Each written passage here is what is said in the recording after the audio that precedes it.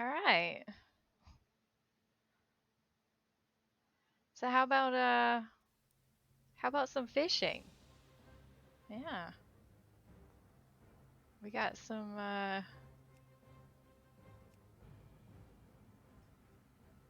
videos queued up.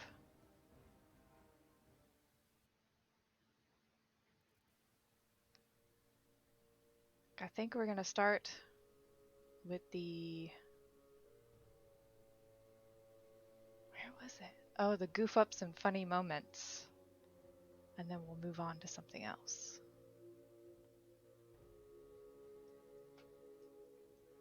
But let me find a good spot to go fishing. And then we'll get that started. Probably right here. Blood and thunder.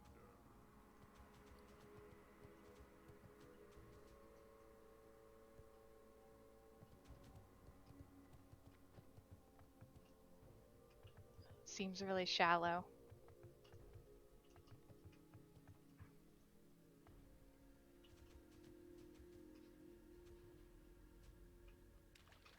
Look, we can be fisherman friends.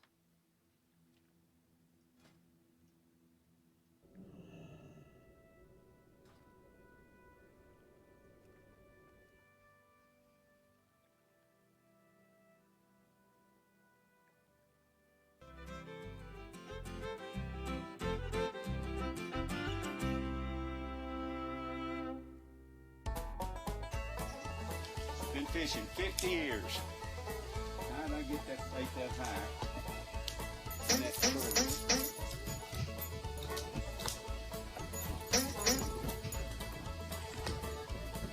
It's a little loud.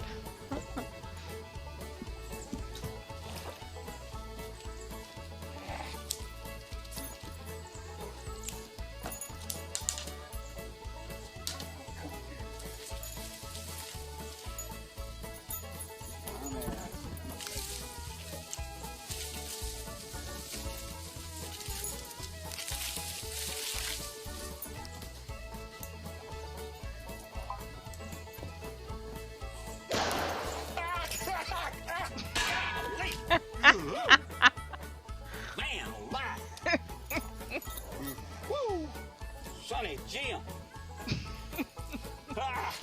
Sunny Jim. It's a Oh, snake. hey, look at here.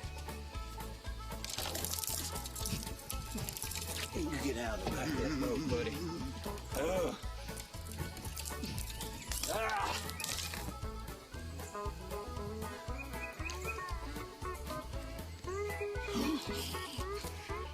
Yeah. You better get on it there. You better get out of my boat. Woo! Woo!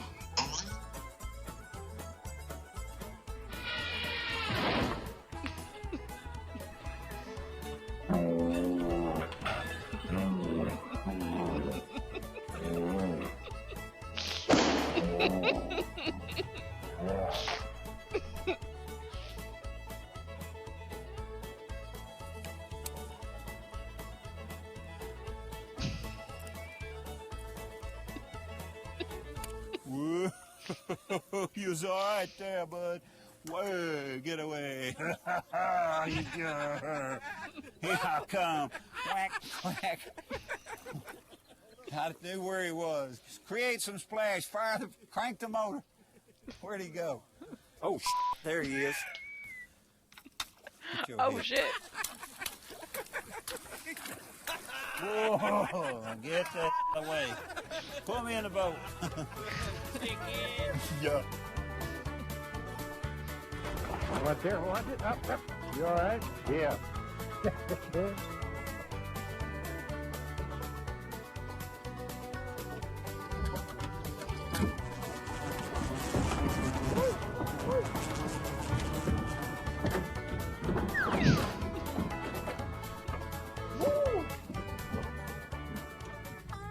You're not gonna be able to jump it. Oh. Ah!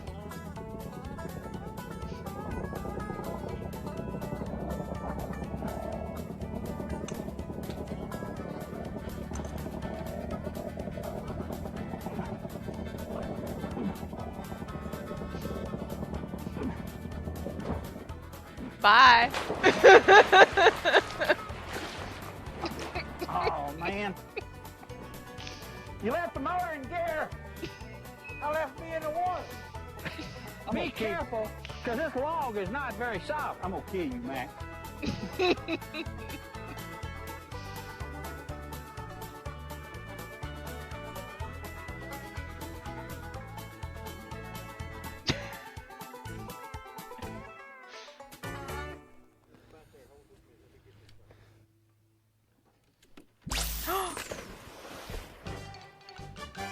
Oh, no. Oh no.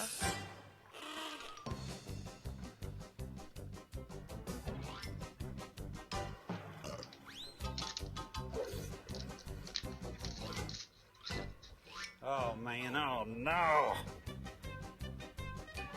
That cable wire came off your monitor.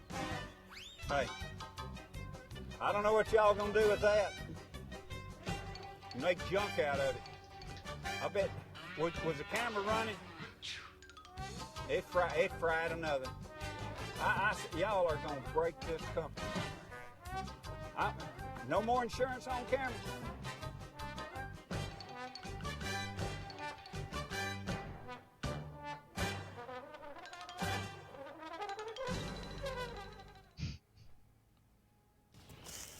What we have here is a local population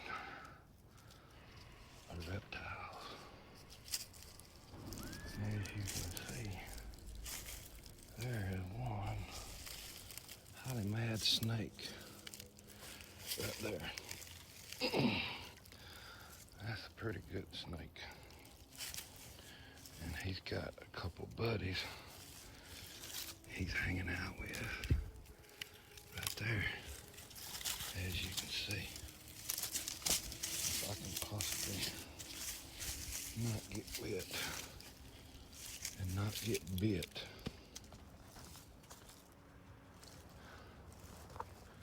But they're wagging their tails at me. They look friendly. I think they're friendly.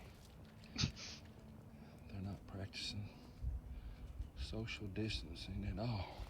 They certainly look friendly. Why don't you go and pet them? Hanging out by the pool over there. This sucker here Oh my god. is fat like me.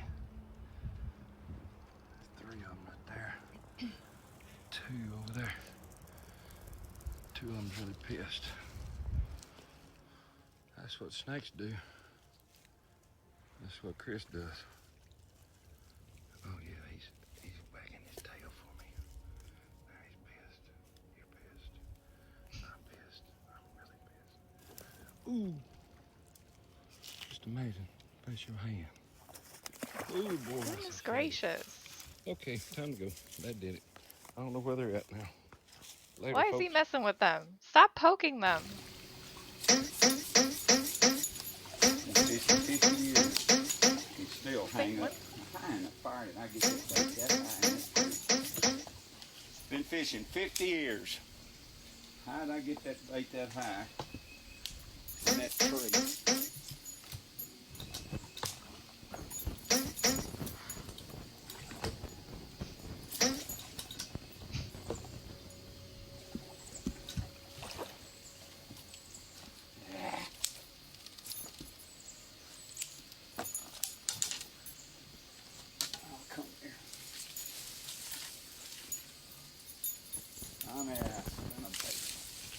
I mean, this was already in the last one. We'll go to the next one. There we go. Volume 1.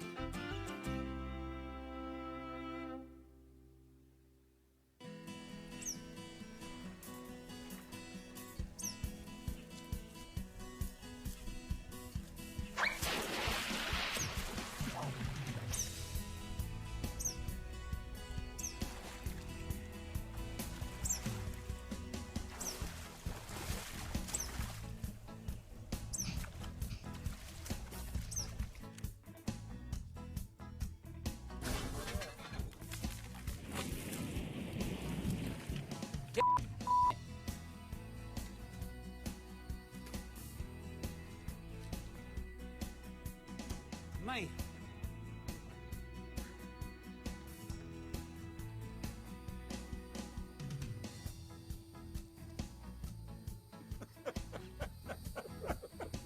That thing took my ear off. You know, before you ever wet a line, you should always, and I mean always, put some thought about what you're going to do. And what...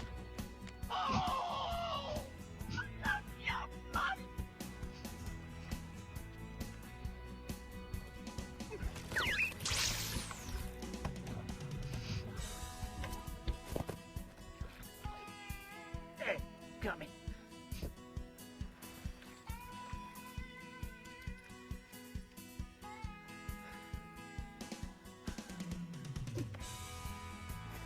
Woo!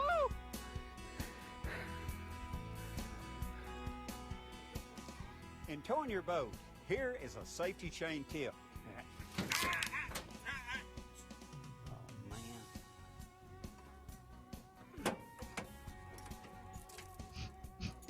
Shoot. Ain't this a fine howdy-do?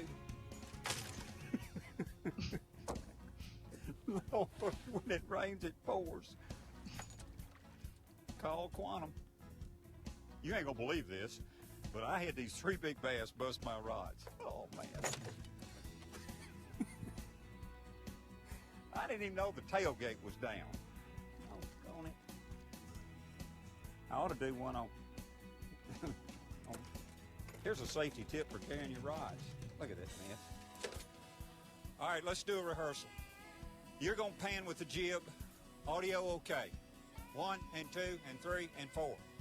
Audio okay? Okay, I'm gonna bring the box up into frame. Nice. Oh, man. I'm blind in one eye. What happened? I was panning. I was panning. Panned, all right. Man, Woo! Panned him right in the kisser. that camera's heavy.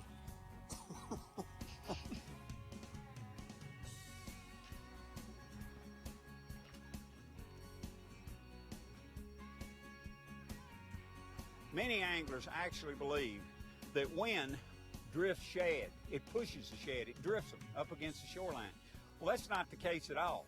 What happens, the wind, what it does, it drifts the plankton. And in turn, shad being filter feeders, what they do, they move right into where that area of plankton is. And that's part of it. Bye.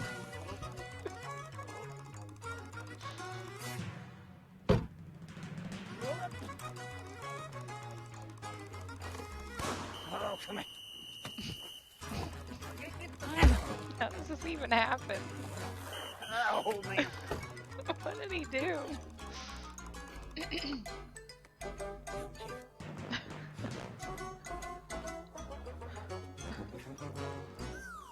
What is going to happen next?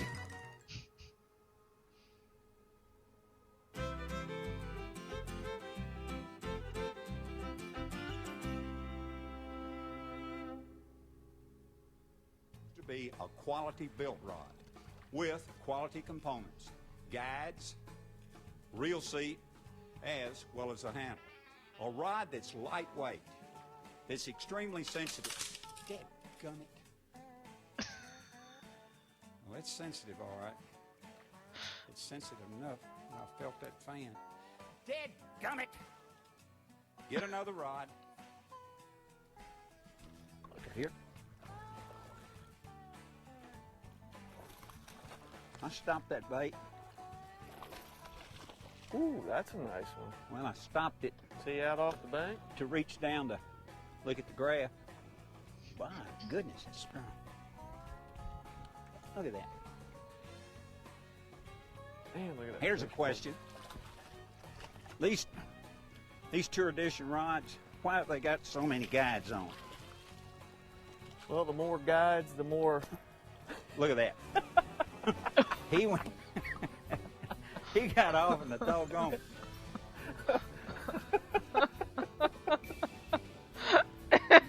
Thing took my head off. blazing, it then hooked me in the back of the head. But that's funny. That is funny right there.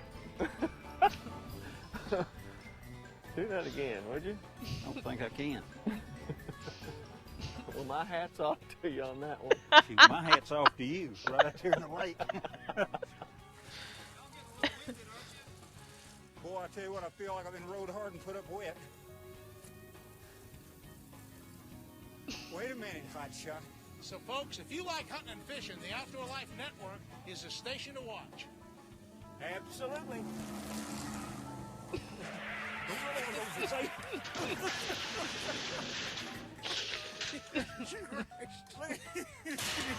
You dummy. Are you all right? I'm sorry. I promise I'm sorry. These bicycles are going to kill us. Here comes Bill Dance the man, charging through the wilderness. He's at the 20, the 10. He's in the trees. Oh, and there is contact. Bill Dance is down. He is down. He's getting up slowly. He appears to be badly shaken after being brutally dismounted from his rubber-tired steed. Give me another shirt. I make my living outside, and I'm exposed to the harmful UV rays. That's why I use a quality sun cream like Blue Lizard. Blue Lizard gives you maximum protection. What the heck was that? When are y'all gonna grow up? When are y'all gonna grow up? Good girl. Evidently, y'all missed out on your childhood. What a good I dog. heard something go through there. I couldn't imagine what that was. Good girl. Yeah, What a good girl. dog. Come over here, dog. I'm gonna give you a shot of this Blue Lizard.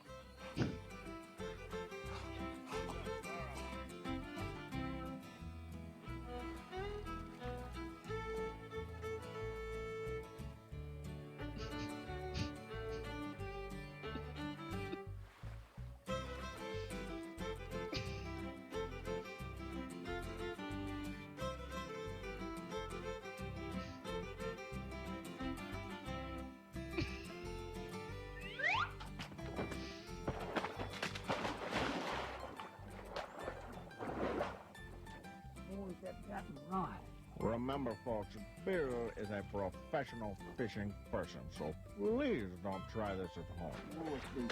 And working without a net.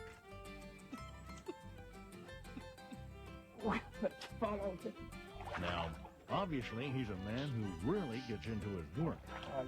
Now,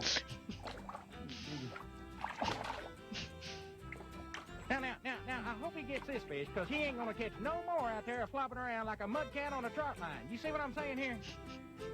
Mud can on a trot line.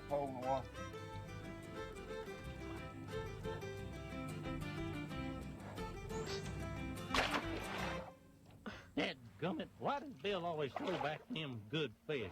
I would have filleted it and forked it and fed it to my face.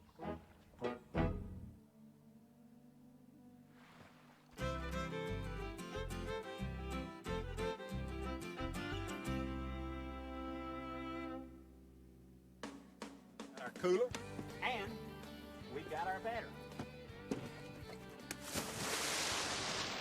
Bye.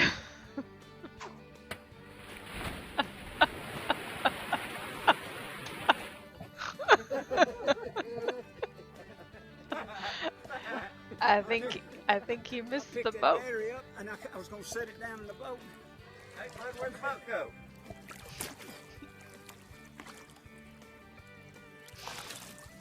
Boy, you pull. Y'all did that on purpose. You did it on purpose. You pulled the boat out of the way when I picked that heavy battery up. Now I gotta find the batteries.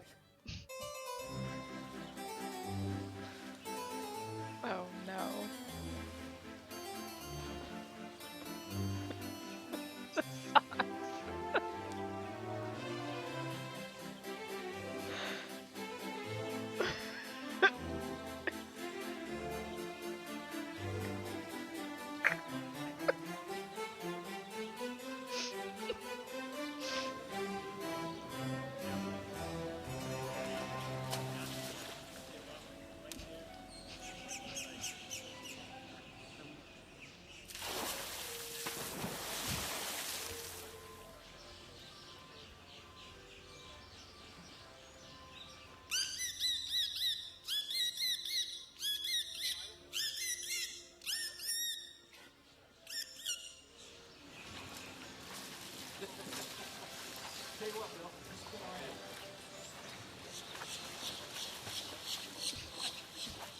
Hello, everybody. There's no doubt about it. Fall is an excellent time to catch a mess of crappie. We got the boat loaded. We got a cooler full of ice. What are you we talking got about, our Rob? ultralight rods and reels and a tackle box full of jigs. Are you talking about All the we dolphin need is sounds? for you to jump aboard and go with us. Ah!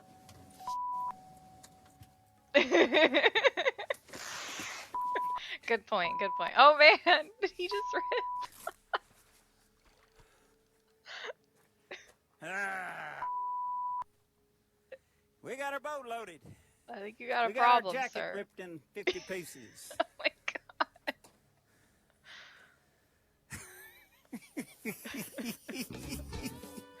Buddy, if it can happen to this fat boy. I go Right here. fishing and I haven't had And then this move out many front, and then problems. You pick it back up, Billy.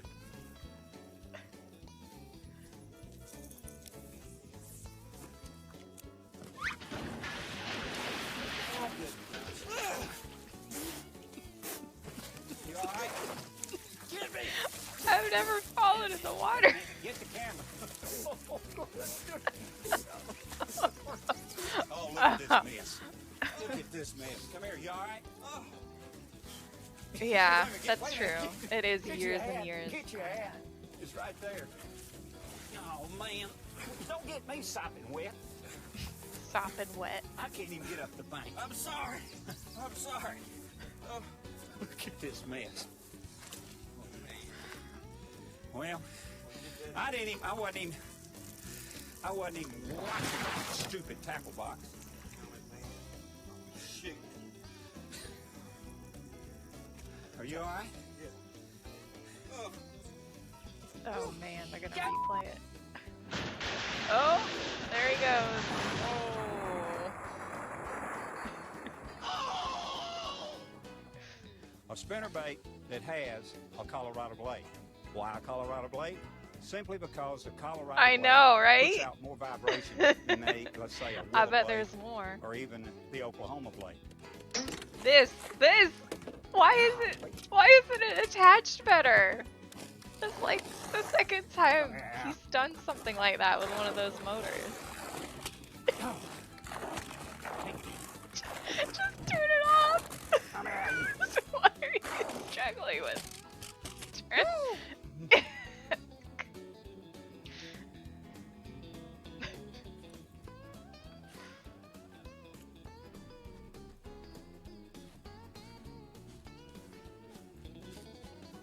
Ooh, big fat boy. Oh.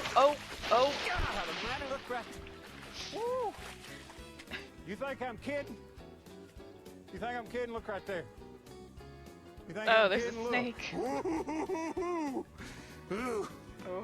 Man. Oh, it's a snake. Ah. You scared me, boy. I done messed my britches.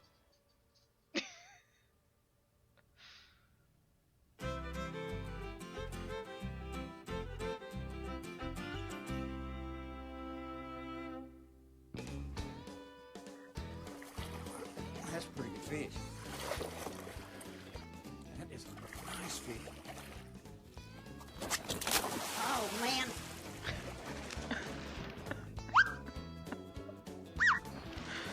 Oh my god. Is that number 3? Oh my god. Those are like thousands of dollars.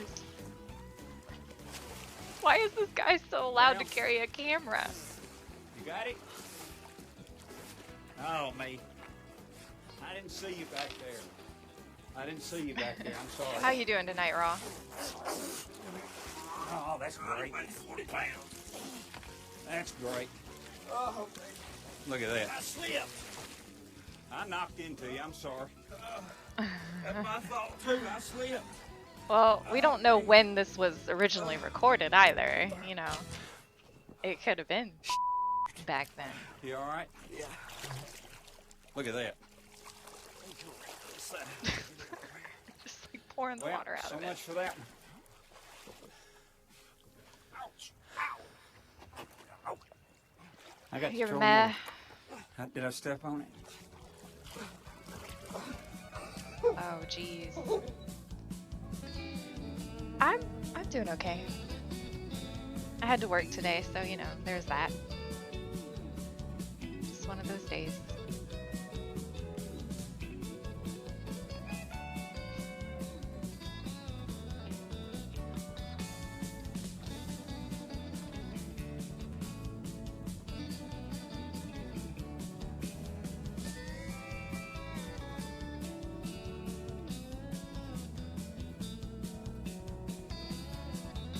What's he even doing? It's just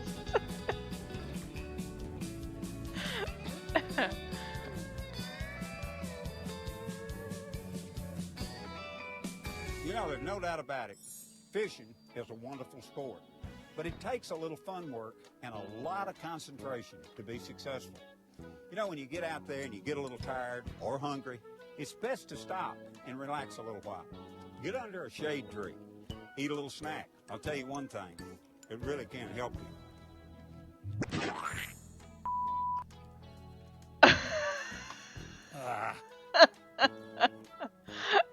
That's true. He was trying to fly fish from a boat. Those pants are Oh. ruined. Get me a towel. Okay, we've talked about the advantages of open face spinning. Now let's spend a little bit of time and talk I'm not about even paying bait attention casting and the, over here. hold up, we got to reshoot that. This ain't got any line on it, or it's got something on it. I can't. Hey Shane, come over here a minute. Bill, what's the problem there, bud? Has that got? Is that got line on it? That's got monofilament on it. It's got quite a bit on it. Is it clear or is it green? It's clear, Bill. It looks green. What? It looks green. Oh. Good gosh, Bill. I need some more coffee. Hey, what's happening, Mike? Hey, then I got to do something about this hay fever. I love paybacks. Paybacks are a wonderful thing. Watch this. I can't get it going. Come up and see if that, is water running out of it? Come on up just a little bit. See, I get it going, and then when I put it in gear, it dies. Ah.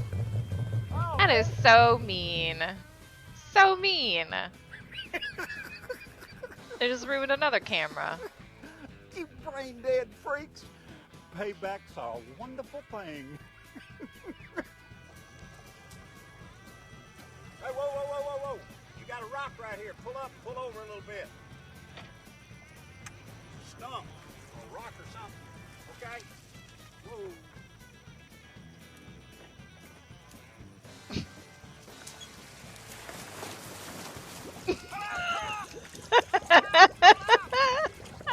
Pull up, pull up.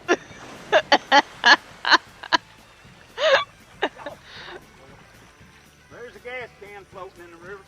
You backed up too much. Look here. The straps are still on the boat. The straps are still on the boat. At least it was strapped on. That's good. I am soft, buddy. I am drenched. The straps are still on the boat. Pull the plug. Well, the plug ain't even in the boat.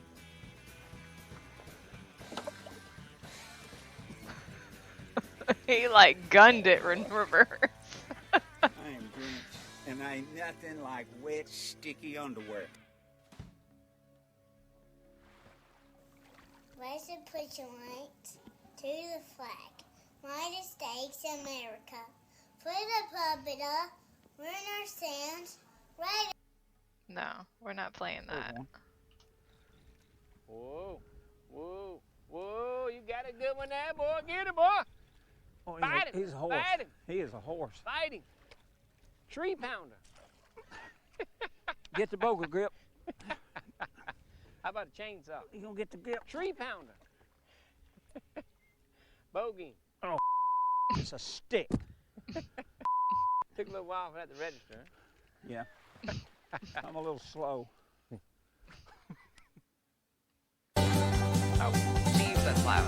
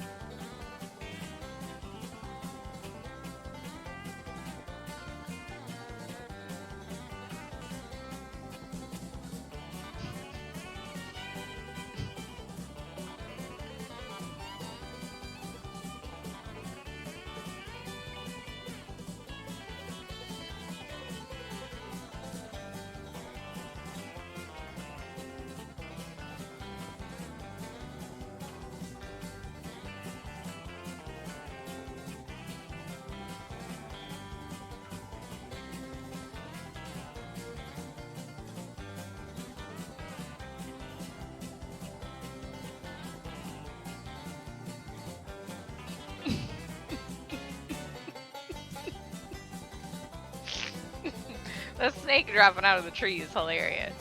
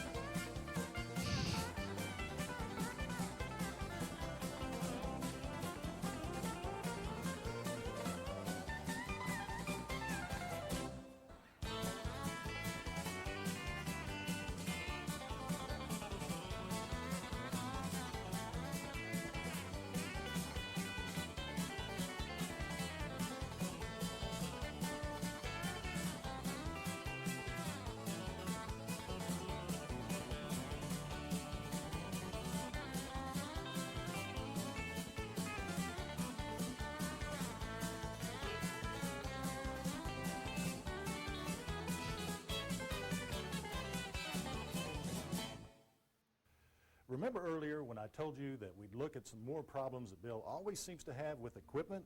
Well, that time is now. Something that always has amazed me, many anglers actually believe that wind drifts shad. It pushes the shad, it drifts them up against the shoreline. Well, that's not the case at all. What happens, the wind, what it does, it drifts the plankton. And in turn, shad being filter feeders, what they do, they move right into where that area of plankton is. That's part of it.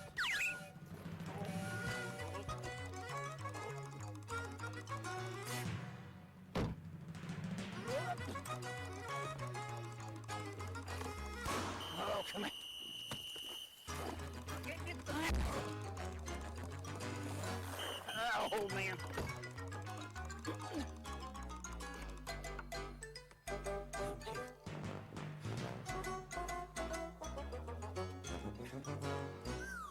What is going to happen next?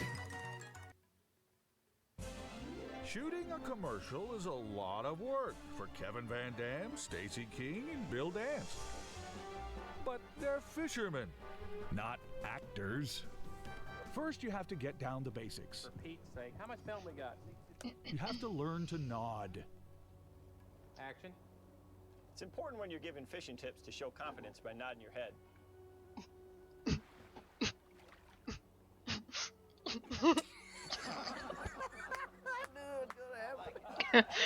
Oh my God. That's the one right there. That's the one. These are commercials that were produced for Bass Pro Shop's Spring Fishing Classic. Take a look, here's what we mean. Action. If you're gonna fish like the pros, you gotta wake up early like the pros. Here's a tip. Get a reliable alarm clock. Oh no! Use a reliable alarm clock. Go ahead, Dorothy.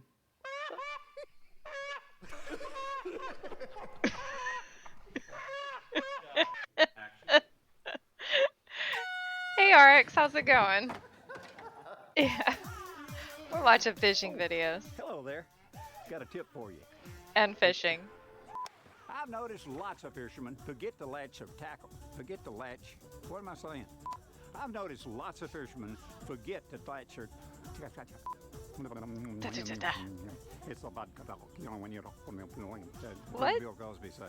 Oh, he's speaking in tongues, y'all. Failed to realize. Oh, failed. Remember that commercial where Bill had trouble saying the word phenomenon? Baitcast reels take some getting. Are you on your phone? You want a quality reel to help avoid a phenomenon known as backlash. Baitcast reels take some getting used to, and you'll want a quality reel to help them. Okay, let's do it again. I just want you were listening. And you'll want a quality reel to help avoid a phenomenon known as backlash. To help avoid a phenomenon known as phenomenon. Backlash. Bait casting reels take some getting used to, and to avoid, see, what is it? Bait casting reels take some getting used to, and you'll want. Oh. Bait cast reels take some getting used to, and you'll want a quality reel to help avoid backlash. Hiding in the bathroom. You might just want to trade that one in.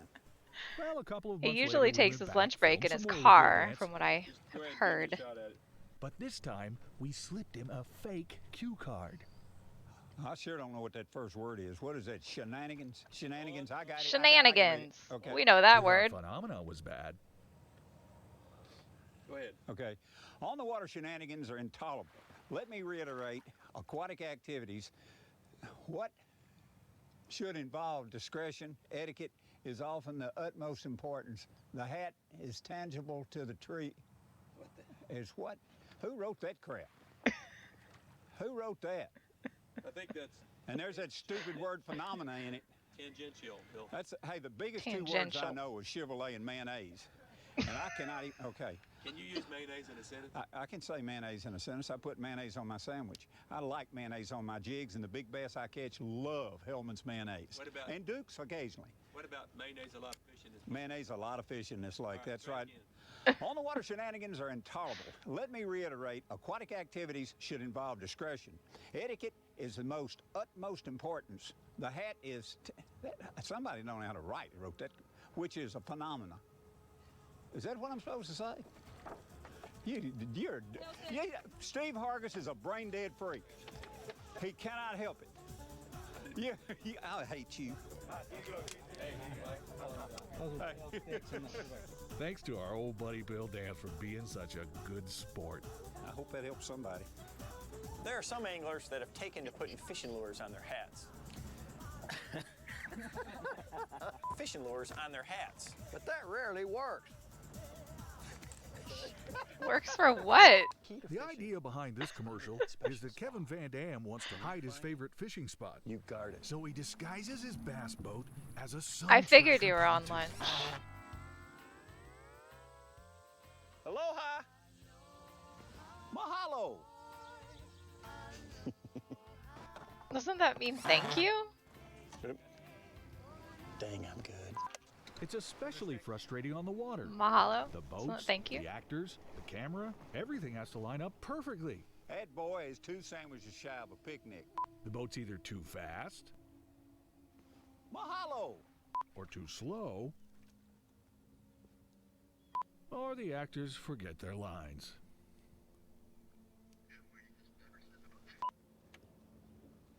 Mahalo, you goofy looking. 3 hours? Was that okay? In this commercial, Kevin Van Dam is taking his Uh, buddy fishing. I'll probably and be recommends in giving her bed at that flowers, point. So maybe she won't notice he's gone fishing. We good? We're good. But it looks like Stacey King has other plans. Well, that worked out great, didn't it? You need to go eat Sneaky. something. That's what you need to do. Stop skipping meals.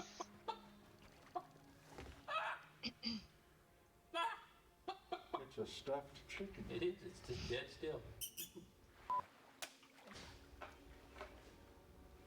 Oh, did he just? Oh. No. Little corn, please, we're on a roll here. We got it.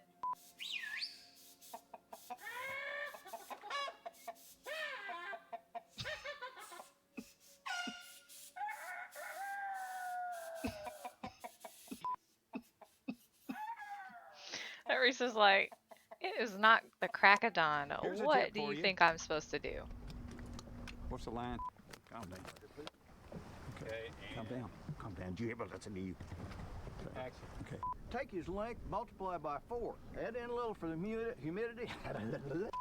And there you have it. Through some simple math and science, any doofus like you can catch a 10-pound bass.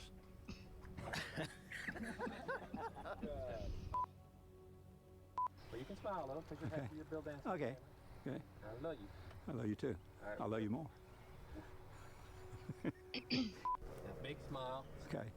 And Don't do that. You're welcome. Hey,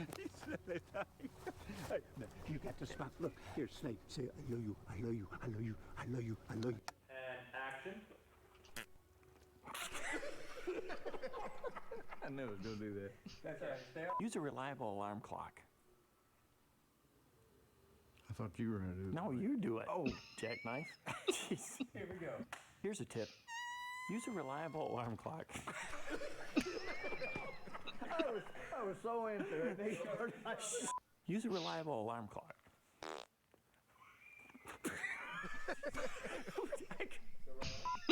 Use a reliable alarm clock.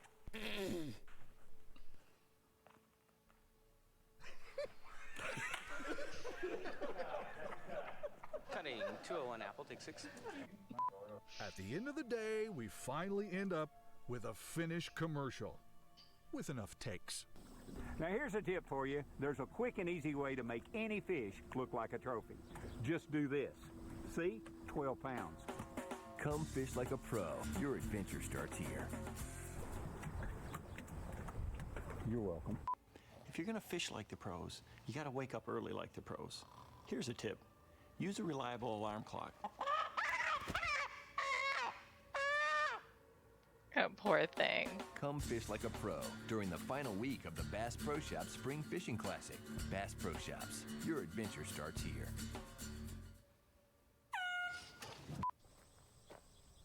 Oh, here's a tip.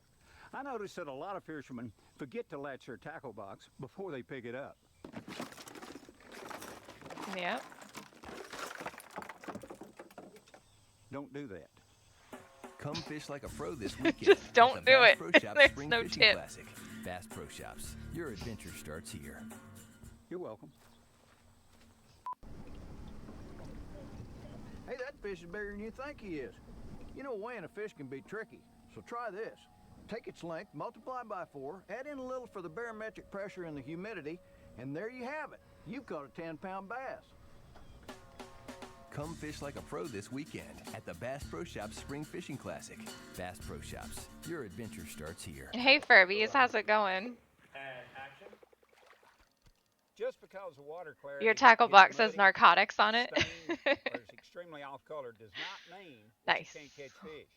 Fish have got How to you doing survive. tonight, They've got Furbies? to eat to survive. Just got home from Now, work. There's many different types of baits that can be used for situations like this. Now, one in particular would be a bait that I... Oh, oh, oh. Man. Oh, man.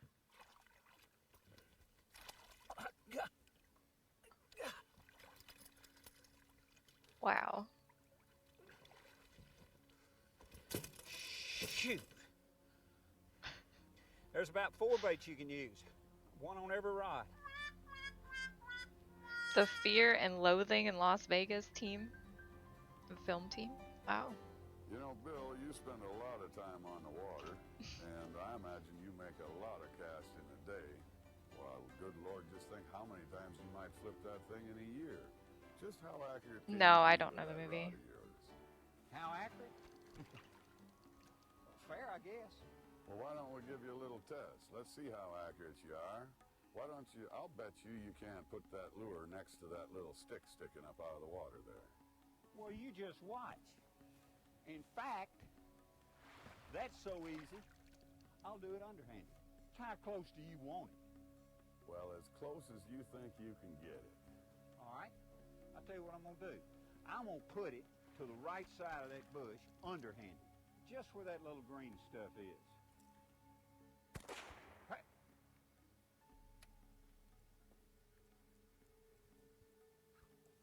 Well, that just cost you $6.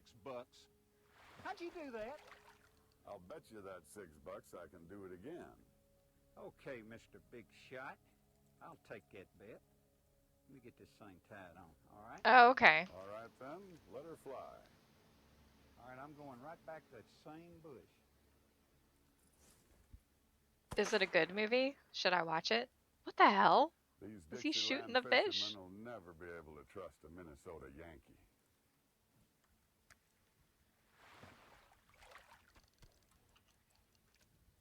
Dadgum! Johnny Depp. I like Johnny Depp. How you do that? He's a good actor. Well, Bill, you want to go for 3? Nope, not with my lures. Use your own. All right. How about 2 eggs? Fried or scrambled?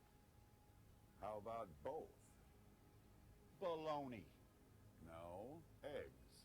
Minnesota style. Minnesota style.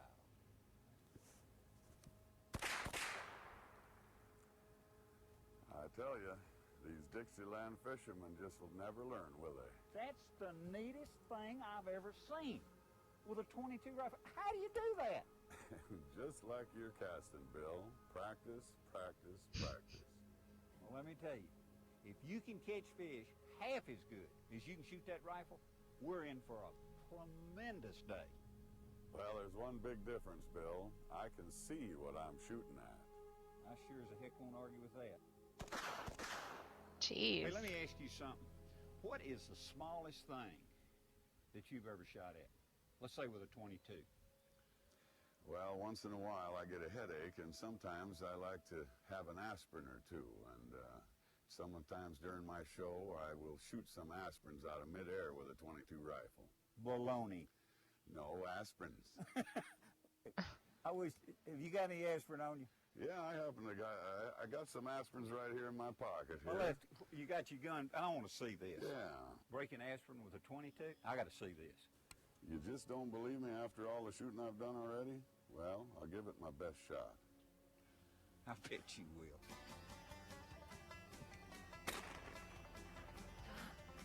It's unbelievable.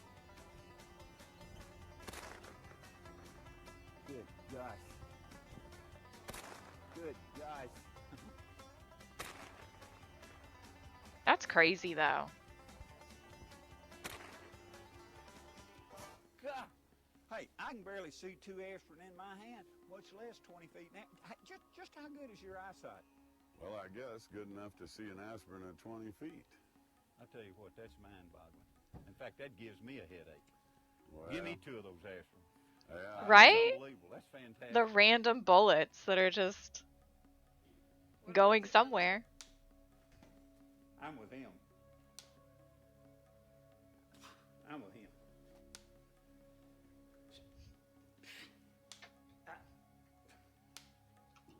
Oops.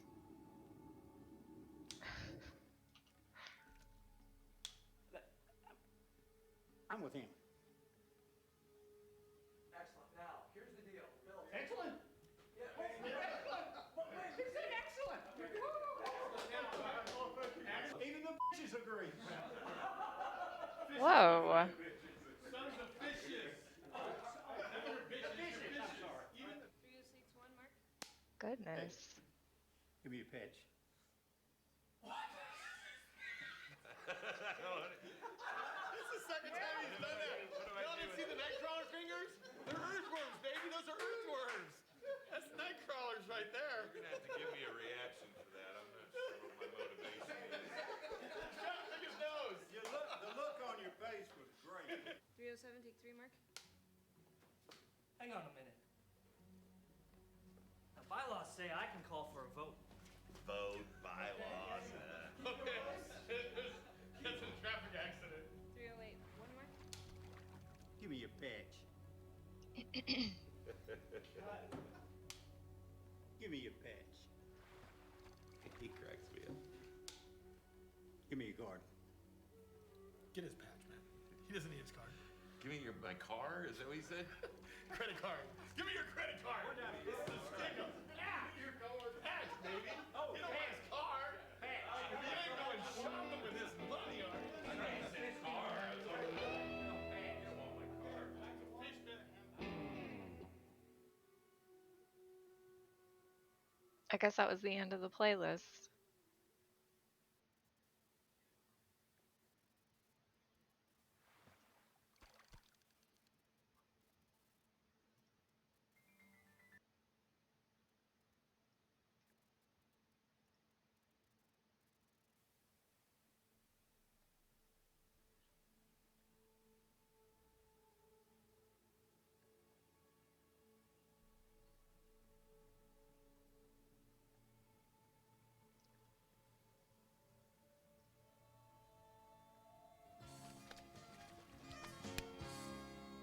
As great as monofilament line is, it can create a slight problem, especially if it stays in the water for long periods of time.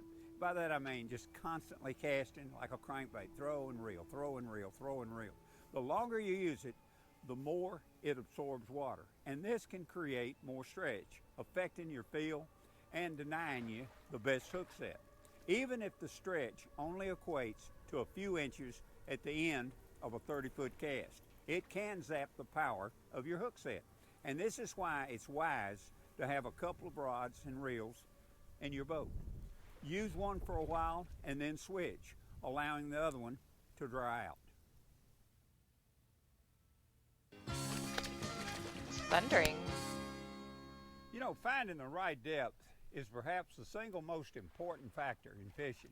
If you're not fishing the correct depth, well, you're actually really wasting time. Sure, you may catch a fish here, one over here, and one over there, but you can bet the majority of the fish in the area you're fishing will select and use a preferred depth. Naturally, the better you know the lake, the easier it's going to be to determine the correct depth on a given day. Begin fishing different depth levels until you catch at least a couple of fish. Then concentrate your time fishing that depth level for that given area. Now, if you change to a different part of the lake, you may have to repeat the same procedure until the fish's preferred level is determined. Example, let's say you catch a fish in 9 feet of water, and then you catch another fish in 9 feet of water. Zero in, look at your graph, zero in on a 9-foot contour and stay on that 9-foot contour in that area. If you got a bow-mounted trolling motor, or bow-mounted graph on your trolling motor, just zero in on that 9-foot contour and stay on it between 8 and 10 feet. It'll pay off for you. Watching your graph, just stay on that contour. It'll pay off for you like you wouldn't believe.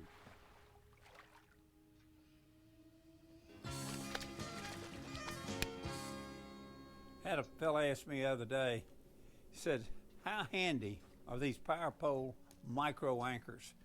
Well, let me tell you, they're about as handy as the fins on a fish. Anglers who fish small lakes in lightweight boats will surely love this product. Let me tell you, it's an anchoring system that weighs less than 10 pounds, that mounts or clamps on the transom of your boat, and is recommended for boats that weigh up to, say, 1,500 pounds.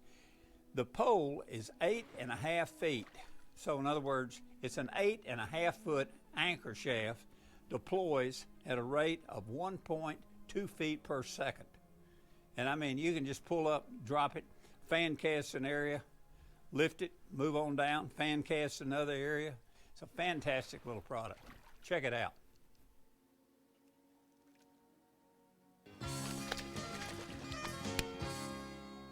You know, people ask me all the time, what's the most important factor that affects fish location in a creek or a river? Well, it's the water level.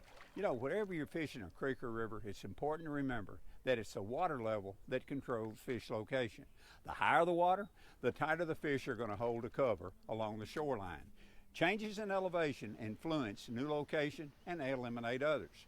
When levels are low, it's smart to make notes and simply sketches of any key things that you see. I'll tell you something else. A cell phone can be a great way to save and log those key places as well. Taking pictures of the visible changes in the shoreline contours, well, it can pay big dividends.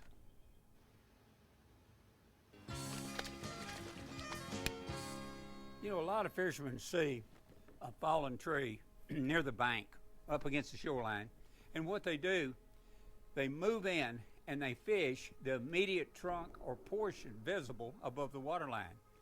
What they do, they also neglect to fish even further out from the bank where there's actually more cover all matted up, but not nearly as visible, if at all. These videos aren't as fun. This cover. And there's lots of it out there. If you don't have a quality depth finder or electronics that'll help you find the submerged limbs and branches, use your imagination base on what you can see of the tree. Where should it be in relation to the stump, trunk, and where the tree fell? To ignore fishing such good cover is to turn your back on some great fishing opportunities.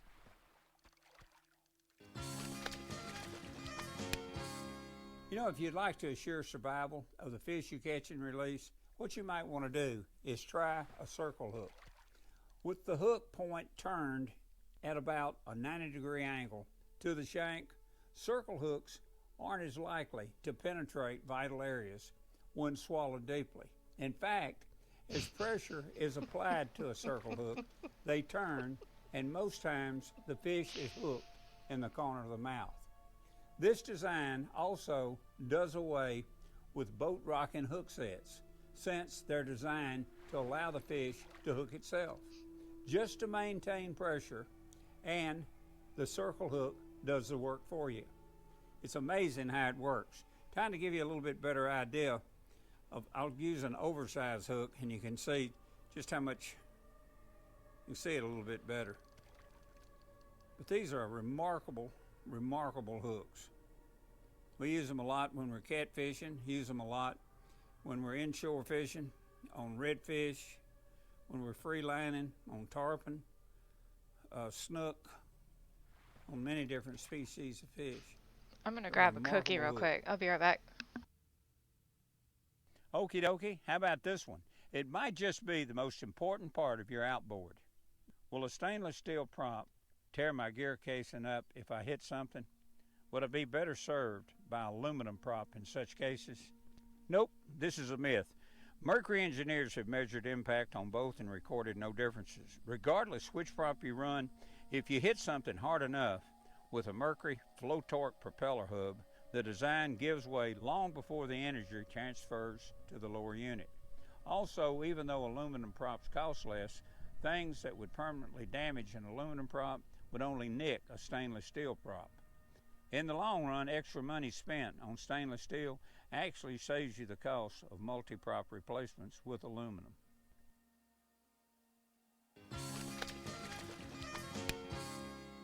Sure, some forage makes sounds as it moves about in the water column, especially shad, but they don't exactly rattle. So the question is, why do rattling baits work so well? Well, science shows bass, much like any predator, will come to investigate a particular sound in their environment. In other words, rattling sounds get their attention. Under investigation, if it looks like a meal, well, a bass gulps it down. There are times when drawing that added attention may be needed, let's say in off-colored or muddy waters, where sound may help a fish locate your lure. Experiment with rattling baits. I think you'll be greatly surprised how sound makes them stand out. Rattling baits. If you love to pitch and flip, one piece of equipment I would suggest you try Fish and flip. is an inverted gradient sunglass. Now, pitching and flipping are such a very visual technique of fishing, and most of the time you're in the sun and looking back into the shadows. Well, SolarBat invented what is called an inverted gradient sunglass. The lens have a dark tint in the lower 75% and a high contrast tint in the upper 25%. Now, That's interesting. when you're in the sun looking straight ahead, you're using the dark tint. And as you lean down and tilt your head down to look into the shadows for targets, you transition into a high contrast tint. Other than practicing your pitching and flipping mechanics, improving your vision will make the most dramatic improvement in your skill level.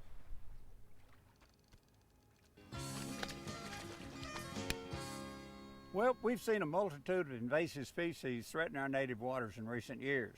The snakehead fish is no different, first showing up in northern U.S. Originally from Asia and Africa, snakeheads closely resemble what we normally know as a bowfin or grinnell.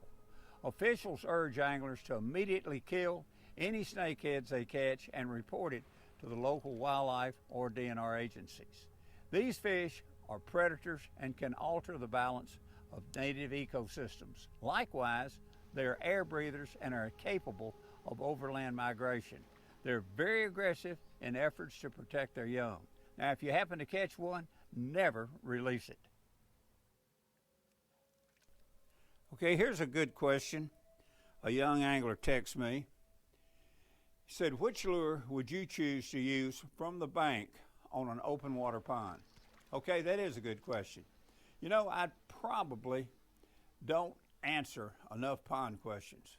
I certainly get a lot of them, and believe me, there are plenty of anglers out there fishing small bodies of water and with fantastic results. But as far as your answer, Distance and coverage are two keys to consider when deciding which lure to try in a pond.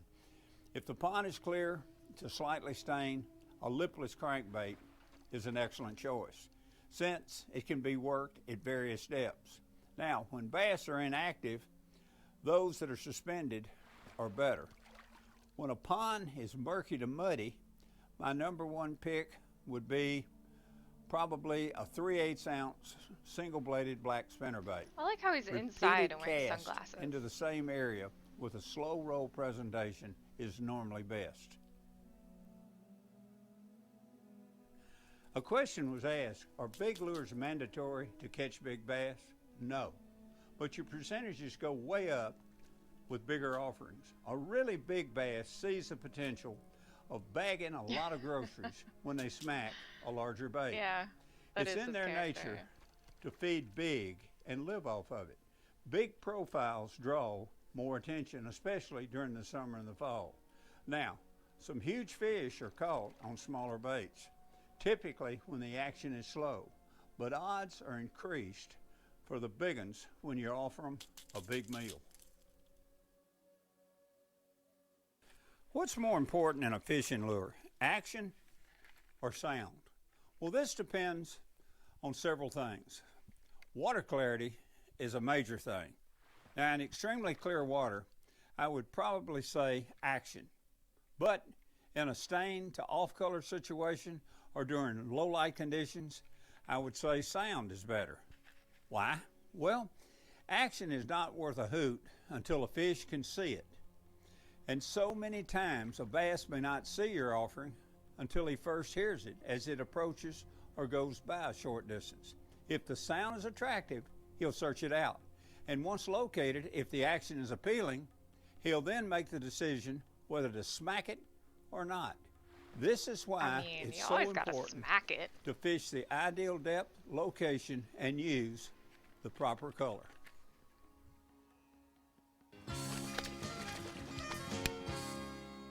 You know, shaft lengths on a trolling motors can range from 36 inches to 72 inches.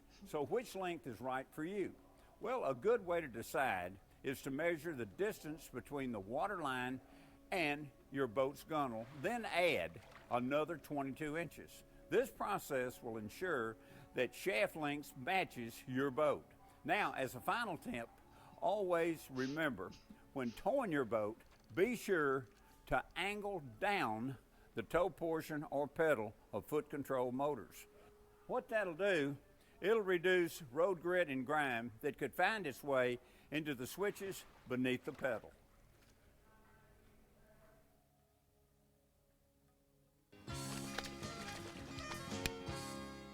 You know, fishing rods are primarily tools of our trade, and matching length with technique will increase your success.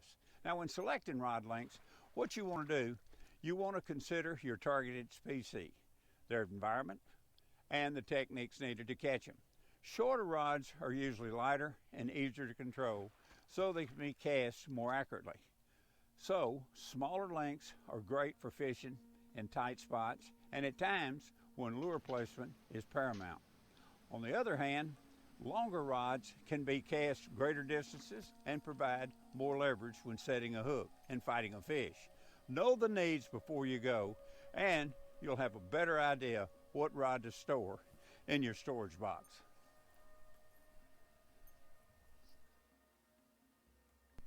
Can you give me an idea about the growth rate of a bass through early winter? Well, that's a good question. If a bass weighs 5 pounds during early winter, it'll weigh approximately 10% more the following spring prior to spawn.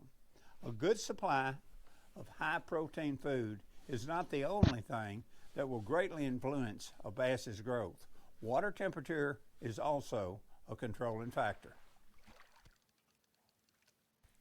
Ever wonder why some artificial baits do a better job of catching big bass No. when others fail? I don't think I've ever wondered Well, that. I believe a major reason lies in the lure's profile. Bass learn quickly in life to recognize a long, slender-shaped bait as generally being safe to eat. Bait fish with soft fins such as shiners, darters, shad, and chubs have this long, slender profile. Other forage that meets this criteria are eels, small snakes, and salamanders, all of which are big bass favorites. Bass instinctively know that a shiner is much easier to swallow than a bluegill with the spiny raised dorsal fins. If the spiny raised fins get stuck in its throat, the prey may be difficult or impossible to swallow. Plastic worms and slender minnow-type lures, like this for instance, have caught some mighty big fish that are in the record book today. So think about that when you're fishing. Come back here. Tell you what, let's discuss the harmful effects of UV light. The unseen ultraviolet rays are what causes sunburn and eye irritation. Even worse, UV can cause premature development of cataracts, retinal degeneration, and skin cancers around the eyes, and quality polarized glasses will filter out UV light and shield your eyes from the ill effects of the sun. Like SolarBat says, before you buy, look at the product. Flat or flash is the next question. I had an avid bass fisherman tell me it was best to use flat finish lures on overcast days and reflective finishes on bright days. What's your opinion? Well, as a general rule, if it's cloudy, lures and flat finishes often far out fish reflective colors. A reflective finish loses its fish attracting flash when sunlight is diminished, and mirrors of grayness of the sky and water around it, making it hard for the bass to see on dark days. You know, I have better success using darker color lures, especially in clear water. Give it a try sometime and see if you don't agree. That's interesting. Here's one I call, Is It Possible? I had a fishing buddy tell me that it was totally impossible for a bass to mouth a crankbait without getting hooked. A lure with 6 hooks, and it has got to make contact somewhere in the fish's mouth. Well, do you agree? Nope, I don't agree. You would simply be amazed at just how fast a bass can hit and reject your offering, even if it does have 2 sets of treble hooks, sharp treble hooks in it. Watch this and you decide. As you can see, a bass is extremely effective. They're very effective feeders. And this is why when you're fishing any type of artificial lure and you lose feel of it, set the hook quickly.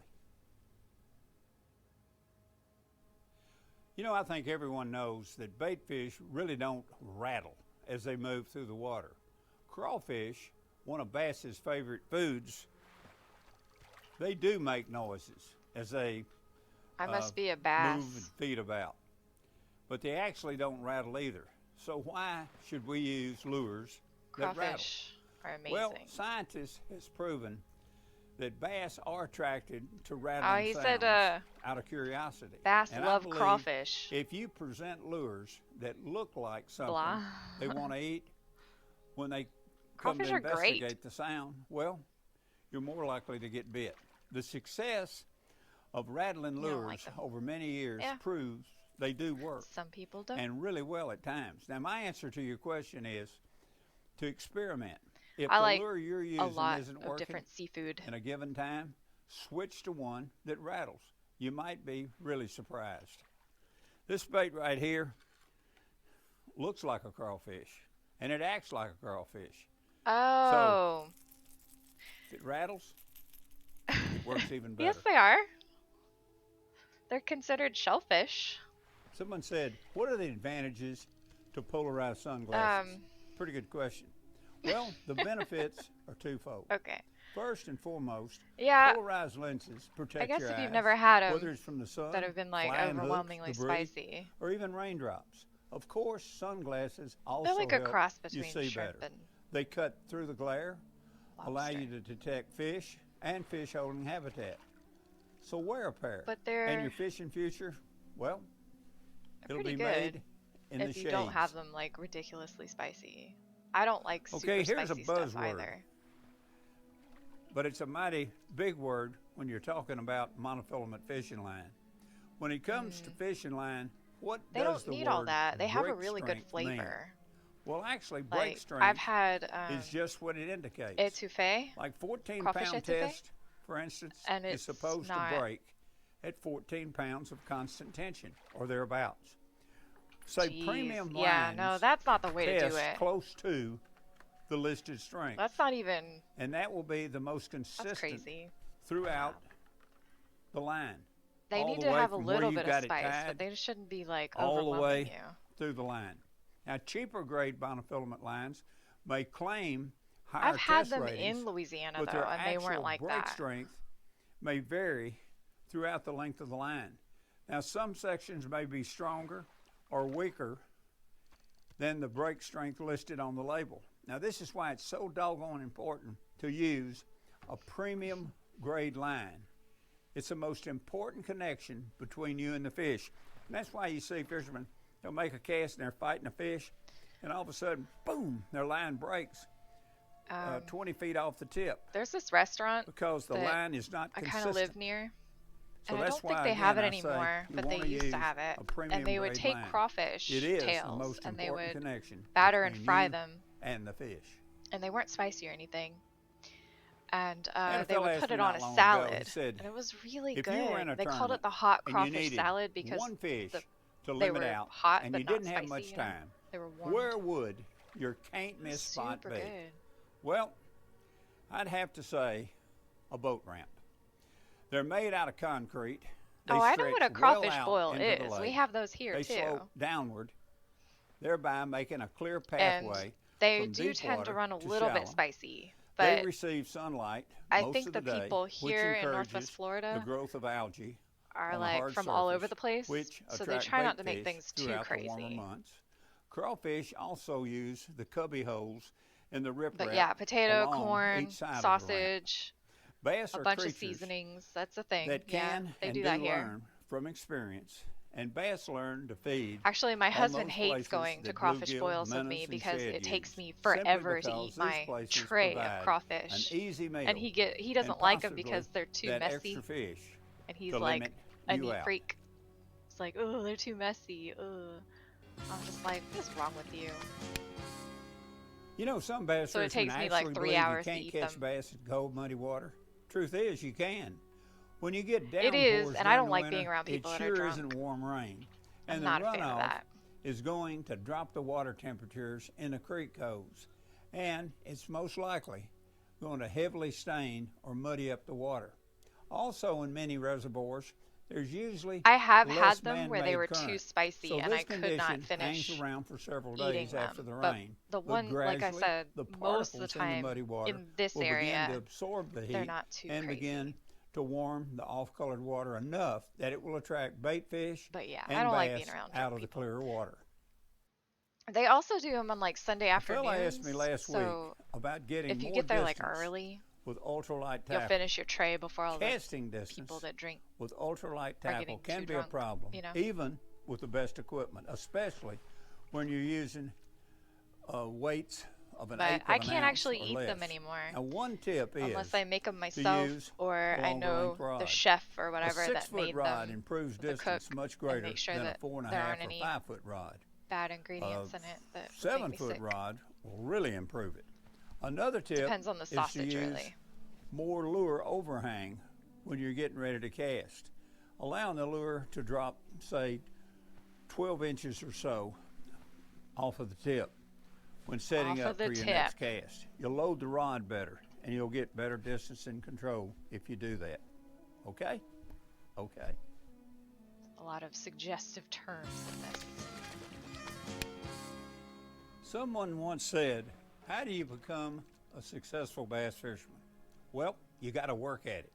There are no miracles, there's no secret lures, Erase and there's no jokes? shortcuts to the thrill of a strike. That's why your mental attitude must always Don't ever be erase positive. them. Just say them. You must believe that the next move you make will be the right one. Don't make the mistake of getting discouraged. You got to continue to believe that your approach is the best one for you. If you fail on a given day, review the procedures you used at the places you fished. Go through the mental exercises and try to find the things that let you profit from your experiences. Tell yourself, continue to tell yourself that the next time you could send it is going just to be to me. different. And above all, never lose sight of the fact that the reason you love bass fishing is because this fish is so doggone unpredictable. And don't ever forget that confidence in your ability to locate and catch him is by far the greatest lure in your tackle box. Let me tell you what I think is the real key to angling success with an artificial bait. To me, there are 4 real keys to catching any kind of fish on an artificial offering. They're what I call the 4 rights. You want to put the right lure in the right place at the right depth with the right retrieve. And even then, you're not going to be successful every time. But you can bet your favorite bird dog you'll be well on your way to catching more fish than the angler who doesn't consider the 4 rights every time he makes a cast. Naturally, there are other things to consider, like the size and the color and the action of your lure that you're fishing with, the time of the year, water clarity, water temperature, and so forth. But of all things considered, nothing is more important to catching fish than the right lure, the right place, the right depth, and the right retrieve. The thing is, good luck. I knew, and I was messing with you right back. Asking me this question: how can you tell when you have a lake turnover? Well, there are a couple of indicators I go by. One is water clarity. The water color changes to a tannic or a brownish stain color. And I also see blobs of 3 to 5 inch green and black particles floating on the surface, especially in the back of the cooler water Yeah, cones. no, I'm good. And don't filter yourself. Small suspended We're good. particles on my graph during turnover, which tells me that the thermocline is no longer in play. You know, if I go to the lake several times and don't catch any fish, is this an indication of mismanagement? Well, anything is possible. Sure, there could be something wrong, but today's electronics often show us when we don't catch fish. It could just as likely be the fault of the fisherman or the finicky nature of the fish themselves. We're quick to say, something's wrong here, and it's not me. I've caught lots of fish in these conditions, fishing this way. Now, this may be true, but remember, fishing can be a challenge. I had fun You playing gotta Back work for at it. Blood. Experiment, think. The challenge is the fun. I remember a lot of anglers used to think they caught every fish that was out there until high-definition electronics came along and proved this wrong. Do you know the difference between high-dollar sunglasses and inexpensive ones? Well, first let me say there are 2 reasons. I mean, to we wear could totally sunglasses jump when into the fishing. PvP. Number 1 is eye protection, and number 2 is to improve your I vision think we would do related well. to objects under the water.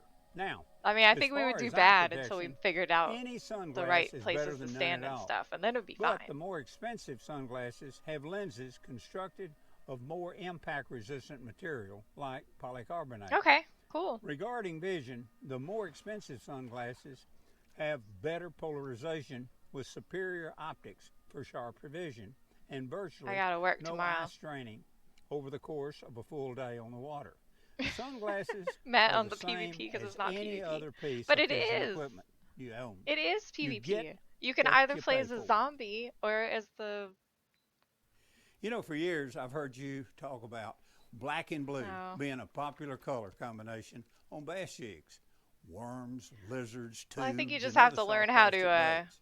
Why black run and blue? off when you're a zombie Well, and since vomit black at holds its like the identity best opportunities. better than any that's like other your only shade or weapon color. is vomiting and on blue people. light travels the farthest through water as a result. In slightly off-colored or deep clear water, a black and blue bait would appear as a two-tone at greater depths than would black and another color. In one of your recent shows, you mentioned that water temperature can affect the running depth of a crankbait. Can you explain? Crankbait. Well, water temperature can affect the depth. The warmer the water gets, the thinner it becomes. The colder the water gets, the thicker or denser it becomes. Obviously then, a crankbait will dive a little bit deeper in thinner or warmer water. Now, in many situations, an extra foot or two can really make a difference. Naturally, there are other things to consider that can affect the running depth. Hey, you said you play chess sometimes, right? And the diameter of that line, lip position, body profile and shape, the distance of your... I'm not even like watching this.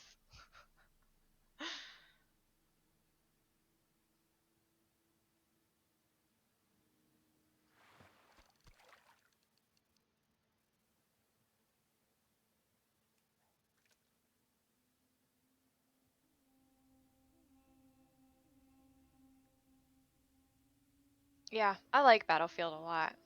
I'm really excited about the new one that's coming out. But yeah, chess. If you play chess, you should definitely play a game.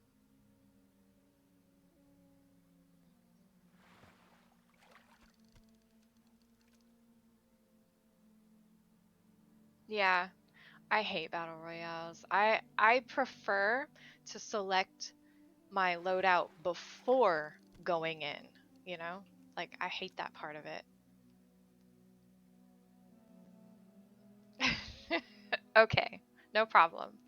Yeah, so, but you can go ahead and make an account or whatever on chess.com. And, yeah. Send me a friend request and we'll play.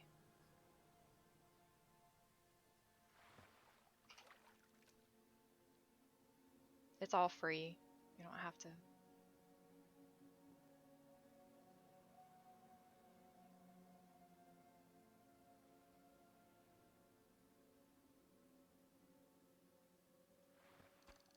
Let's see if we can find something better to watch. There's just so many of those. Like, He just posted this. Blade baits come with a series of holes on They're top basic items. of the bait. Yeah. Can you explain why? Well, that's a good question. They're called line tie holes, allowing the angler to manipulate the action by changing the connection point. Manipulate the action. A bait like Bass Pro's XPS laser blade, well, it has three holes. Basic items. Now, the hole closest to the rear of the bait will maximize the lure's vibration and will provide the tightest wobbling action or option. Now, the hole nearest the front of the bait will produce the widest wobble. And that action is usually best for vertical jigging. Now, the center hole in the bait will produce a happy medium action, ideal for simply cast and retrieve, that type of presentation. It's best to use a snap rather than tie directly to the hole. If you do, you're not will wear. I think he's saying tie it to the hole, but I heard tie it to the hoe. These are tremendous search baits in the half-ounce size. And it's best to use, say, a 6.5 medium heavy bait casting rod spooled with, say, 14-pound mono. That's an excellent rod action for this half-ounce model. Let me show you the lure that we're using today. It's one of Bass Pro Shop's half-ounce Stratus spoons. Yeah, but that's how you keep her. Fluttering action. Whether you keep cast, them in line. Or vertical jigging. You keep them on the line to keep them in the line. It's electroplated with a triple chrome finish for tremendous flash. And it comes in two other sizes, a 1/4 ounce and a 3/4 ounce. On the line tie, you can use a loop knot, a snap, or you can add an O-ring. Let me tell you something I think is important. Anytime you're fishing a clear cold water lake, and you've got bass hugging the bottom in depths of 15 feet or deeper, the technique that we're using here today is a mighty hard technique to beat. Good fish in that cover. Oh god. Sorry. Here. There he's out.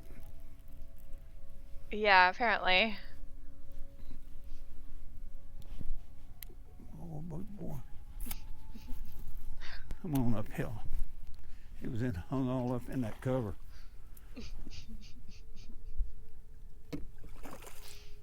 Come on back. There we go.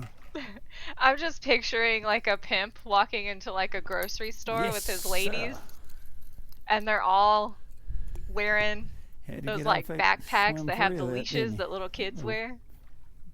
They'd eat you some shad.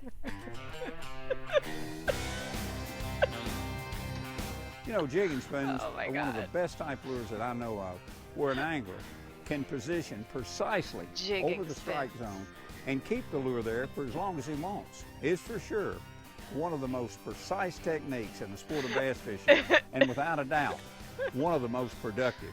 I mean, you can just sit right there as long as the wind doesn't blow you off, and just, if you want to, you can take a marker buoy and just throw it out for a reference point.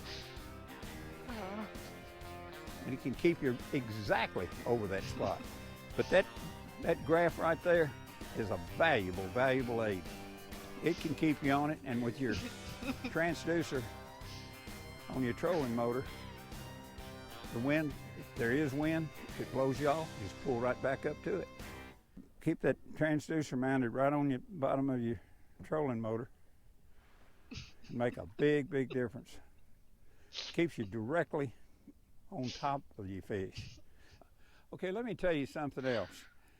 During the mid-fall to winter, bass become very shad oriented, like I said earlier, and the shad are driven into the deeper regions of the lake as a result of falling water temperatures. Pimp and hoe situation, also, I think. the shad population experience drastic die-offs in the winter, especially when the water temperature, let's say, gets down below in the 40-degree range, down in around 42, 41, or especially lower in many areas of the country. But the bass, they anticipate this, and they literally gorge themselves on the shad that are dying and fluttering down, and a jigging spoon imitates it. There's no question about it. Deep water jigging spoons are not worth a nickel unless they're coupled with a good graph. Man, and I wish I could draw of the angler to use it effectively. Like, in order to catch deep bass, you naturally must first find the fish. Like cartoon you must people. also learn to I identify can draw and cartoon locate structure with animals. your graph, and then use it to find fish like holding structure. Oh, I forgot to tell you, another important consideration in spoon fishing is your line size. Heavier lines, what they do, they affect the action of the lure as it falls. Now, a good choice is anything from, let's say, 10-pound test up to all about we have to do is 15-pound test. storyboard it and hand it over to her, and she'll take care of it. One of my grandsons asked me, why do bass go so deep? And what's the deepest you writing these down? that I ever caught one? Well, the deepest was 65 feet.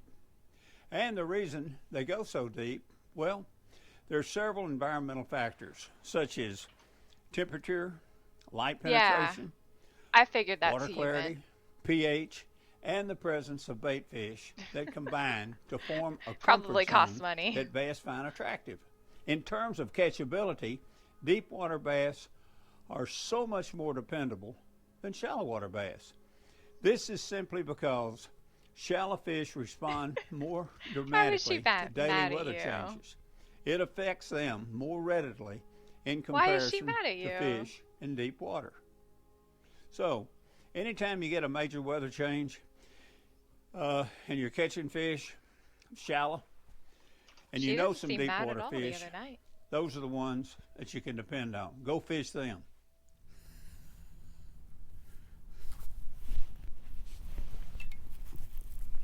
Oh, okay. Oh boy, that's I mean, right there. That's not a reason to be mad at somebody, though. Ooh.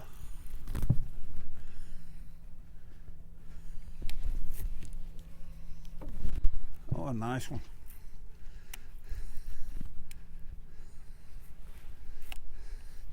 Yeah. Okay, we got, you know, come on around the trolling motor. Come on, come on, come on. Yes, you are. A pretty fish. Look at him.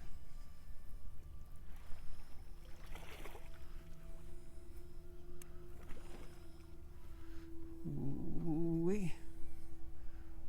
Spoon got you right in a corner of the mouth, oh boy. I would have Got you. not had VOIP on. And a big fat chunky fish.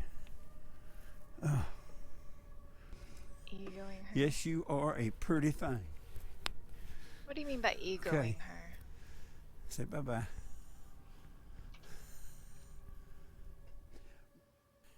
Let me ask you a question. Have you ever wondered why some fishermen catch more fish than others? It seems like it's a pretty intense. Well, there's a good there's reason a lot for that. going on. They seem to pay close and careful attention to what they're doing and what's going on around them while fishing. That alone Ignoring will definitely help make you a much better fisherman. Your Just let degree her of know that you're alertness not. and power of That observation and you're too confidence tired you have after work to at the play moment. Val. If you persist in worrying about You're what's kinda happening over at all work the or toxicity. the yard needs mowing or what She'd you got to do understand. next week or something else, you might as well load up and pick another day to fish. Fishing should be fun, and you should be out there to enjoy yourself, not worrying about something else.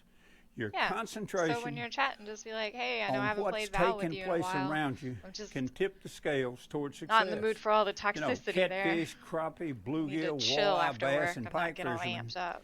is Say something often like that. She'll opportunity understand. fishing. You got to recognize a set of circumstances and then take advantage of them. Yeah, this is like Now, I'm super not hot. trying to sidestep the question about what we're discussing. I'm simply pointing out the many variables in the answer. As an example, if you're fishing a particular spot regularly, you soon gain a feel for exactly where the fish should be, the lure to use, the type of retrieve, and even the direction of the retrieve. In that situation, you probably have a pretty good idea of where the fish should be and if they're there or not on a given day. You know, you're catching them right there on that one spot, and you throw, nothing. So maybe they move right over here just a Change little my bit. bait. You know, you'll get the feel. I need to After find you fish that some spot for a while, deeper you water. just kind of get the feel. You know the terrain, you know the depth, I've got some and you bright know what's ball, but I there. only have one left, You know, though. you wouldn't be probing because experience has given you Probing. a great deal of Oh, information God. about that single spot or small area. Okay? How Good about luck. this spot? I see fish. Good luck. Was that the end of it?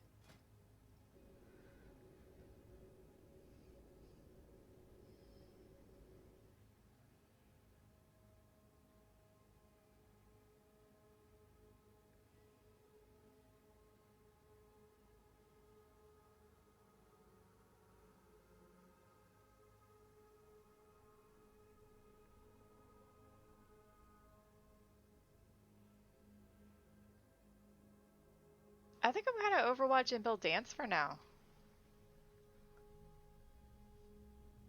What do you think?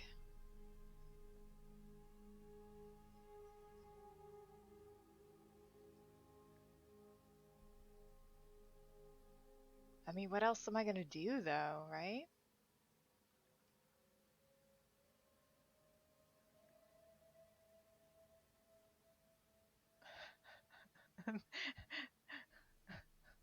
It's called Bill's Rods.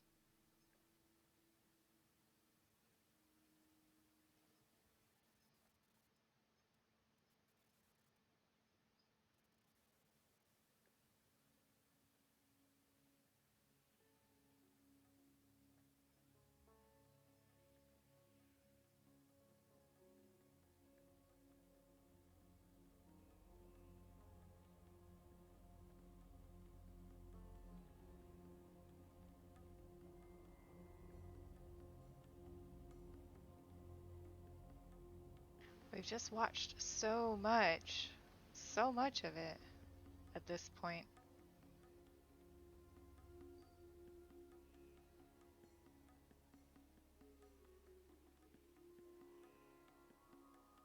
That looks promising.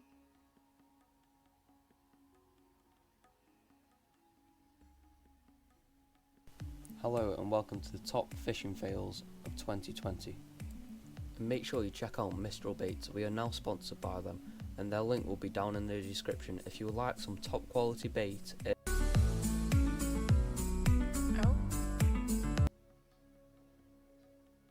Quality bait at amazing prices.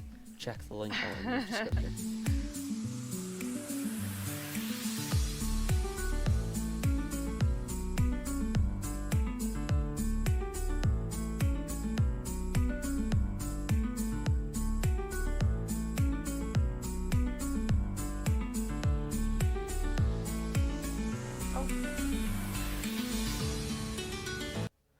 Wait a minute, what? Splitgate highlights? JCS videos? What is JCS?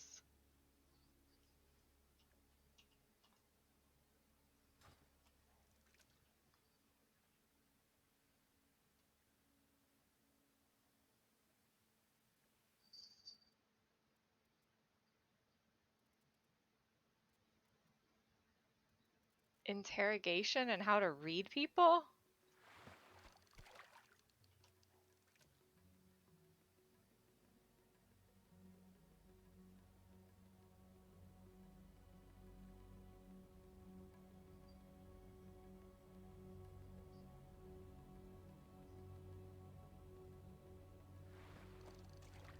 Alright.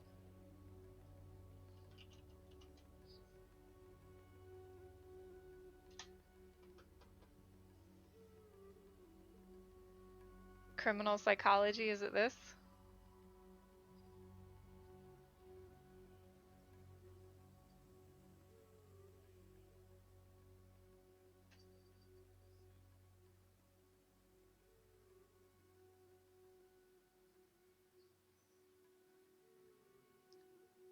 Alright.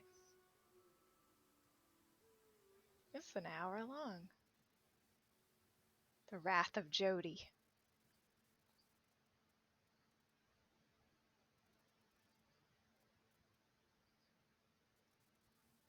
Sure.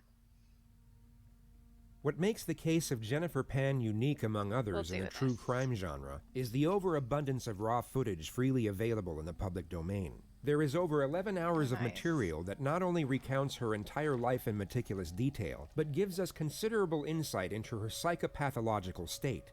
Jennifer herself will narrate her own story in this video, which is the reason the following lead-up segment will be condensed, as a brief outline is all that is needed before delving into the extraordinary mind of this individual. Jennifer was born in Markham, Ontario, where she was raised with her older brother in a middle-class household. Her parents, Beek and Han, were originally from Vietnam, and their method of parenting was strict, very strict, what some might even class as authoritarian. Success and achievement from their children were seen as outright obligations, whether it be in academics or extracurricular activity, and some might argue these expectations took precedence over the well-being of the children themselves. Jennifer initially took the imposed pressure in her stride and put everything she had into figure skating. She had exceptional talent, and at one point was expected to compete in the Winter Olympics, but she suffered a serious knee injury at the age of 14 and was told she could no longer compete. Her dreams were cut short, but of more concern was that her parents' expectations now had to be met through the more traditional route of education.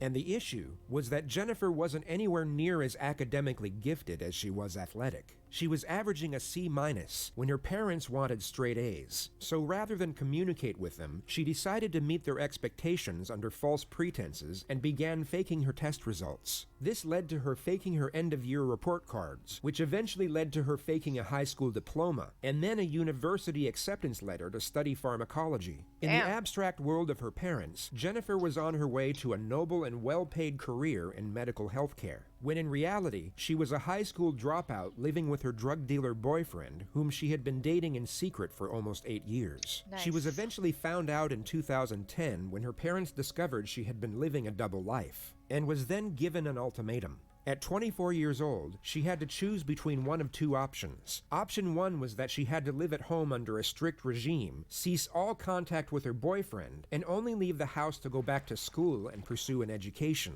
Option 2 was that she could do whatever she wanted, but she would then be disowned from her family. She could never return home, and all financial support would cease immediately. Jennifer Option evidently 2, decided neither please. option would suffice, so she created option number 3. She had her boyfriend arrange a mock home invasion, where 3 of his acquaintances would enter the Pan household and stage a robbery gone wrong. The 2 instructions were to first ransack the home and then murder the parents. The planned date was Monday the 8th of November, with the scheduled time being roughly 11 p.m. Jennifer would unlock the front door, and 3 figures were caught on a neighbor's surveillance camera entering the home at 11:05. I would've just went with They were then seen option running 2. out I mean, just that under seems like 18 the minutes easiest later. It was thing. at that exact time 911 received a call from the same household.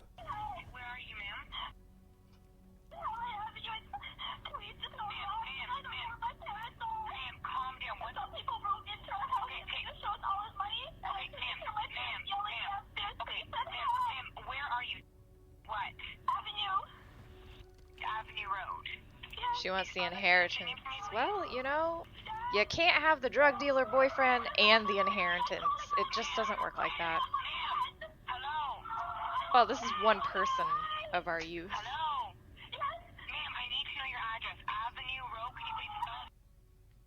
I don't think they're all so psychopathic.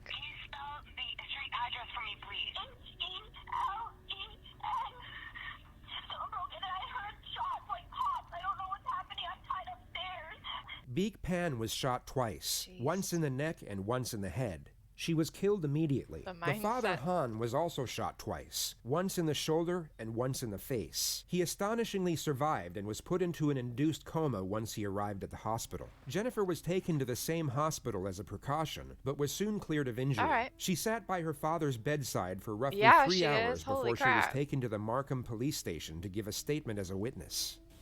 She has no love for her parents whatsoever. It may seem kind of, you know, why you're doing this. So selfish. This is it's like you're swearing to tell the truth about what you're going to talk to me about, and it's also going to explain to you the penalties for not telling the truth. I don't expect you to help me, but for a homicide investigation, anyone who's very close to the investigation, we do this with. Okay, so this isn't suspecting that you're not going to tell the truth.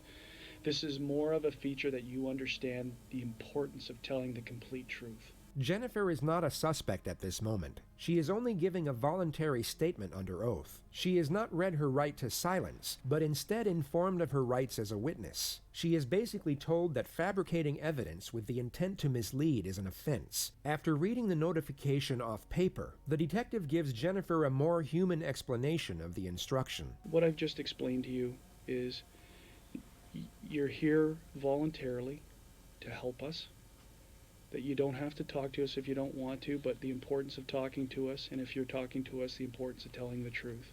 And if you don't tell the truth, there's criminal consequences for not telling the truth. That's all that stuff had to deal with. Okay? The investigator then leaves to get the Commissioner of Oaths, which is for the purpose of swearing in the witness, but he first brings in a box of Kleenex. This is universally recognized as getting startled, yet the official term in neurophysiology is the startle reflex via auditory stimulus. Hyperarousal from a traumatic event can often exaggerate this response in a manner similar to how Jennifer reacted to the sound of the door. Hello, my name is Andrew Laspiro. I'm the Commissioner of Oaths with York Regional Police.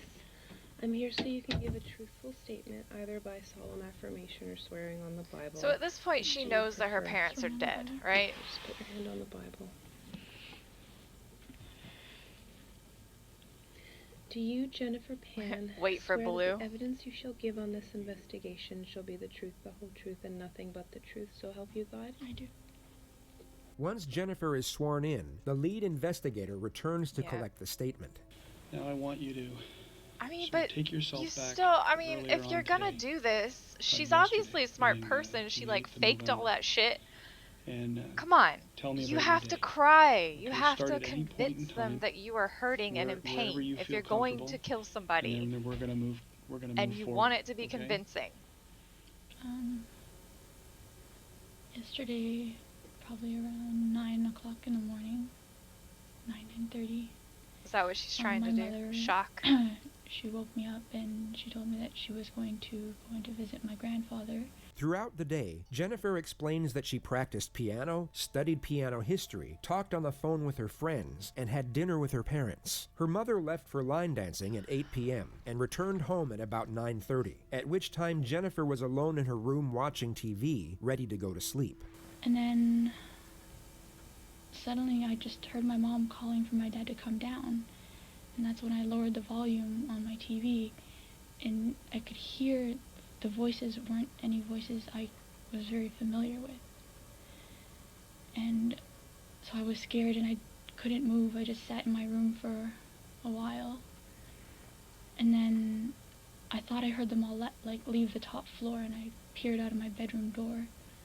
And a guy was there, and he came at me and had string in his hands and tied my arms back and said, I have a gun behind your back. I get, like, Do if what I I'm say, crying, do what I say, can't and usually you won't talk. Get hurt. Where is the money? Show me where your money is. My mom kept trying to get up, and they kept telling her, sit down. And so I didn't want her to get hurt, so I told her, Mom, sit down. They were trying to find her wallet, but her English isn't good, so she kept saying purse.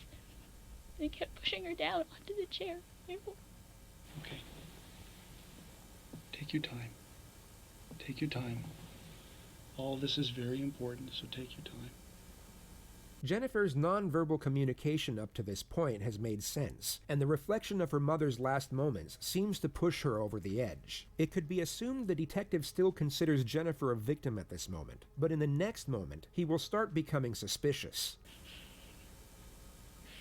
They kept all the lights off on the main floor. The only time there was light was when they opened the fridge door to see if they could find where my mom's purse was. Take yourself back to a moment in your life when you have been overwhelmingly upset about something, and at the same time were trying to explain to someone why you were upset. You wouldn't quietly and reservedly convey the events. You would likely blurt them out in a forceful and disordered manner. Your sole focus would be on processing your thoughts and conveying them into speech. The emotional turbulence of severe hysteria and grief makes it very difficult to convey thought into actual dialogue, and the simple wording of a sentence becomes very challenging. Jennifer seems to be more concentrated on how she's being perceived, yet finds her words easily and executes her sentences perfectly. One of the gentlemen asked my father if he had money in his wallet and where his wallet was. So they took me, because I was next to the stairwell, they took me up the stairs to show them where my father's wallet was, but I didn't know. They had turned the room upside down. I didn't know where his pants were at that time.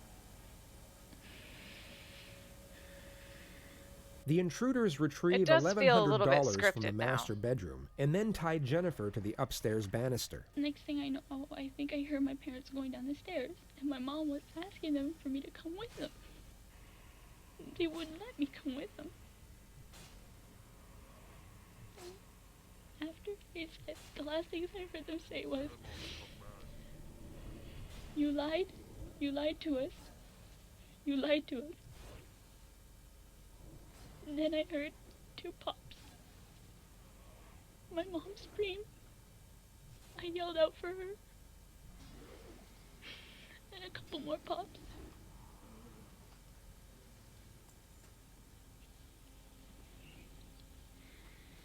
Take your time. Take your time.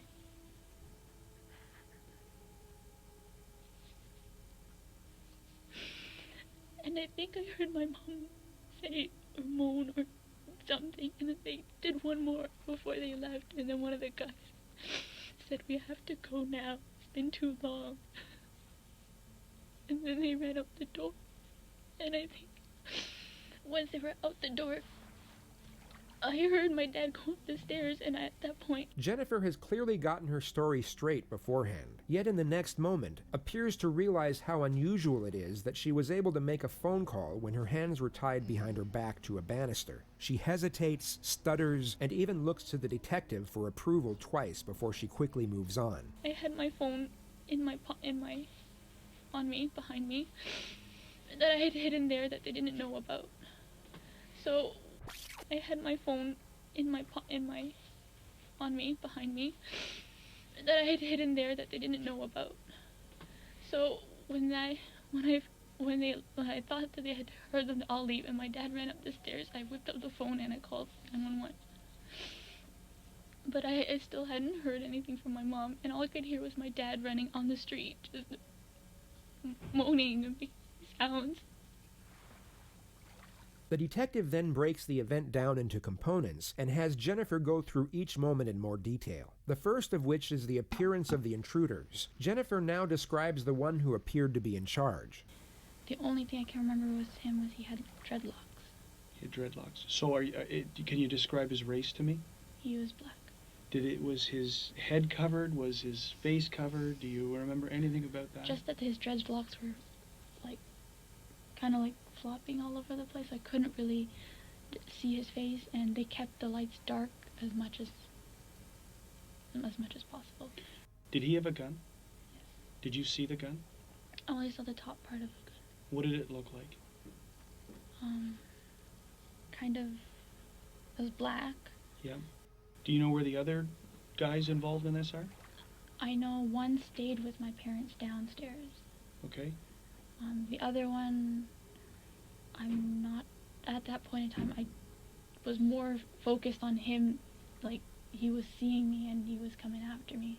So you're saying there's 3 for sure? Yes. That's all, you saw a total of 3 at one time, you saw 3 people together? Yes, when I went downstairs, I saw 3 shadows. She details the appearances of the other 2 assailants, whom she asserts were also black males. The detective then brings her back to the one in charge. Now the first guy who spoke to you, did he have any accent? None that I could make out. Was it clear English? English. Unbroken? Unbroken. No accent? From the terms he used, I didn't get to pick up an accent, no. He used short phrases. He sounded Canadian? I would say, yes, he was born here. He was born here.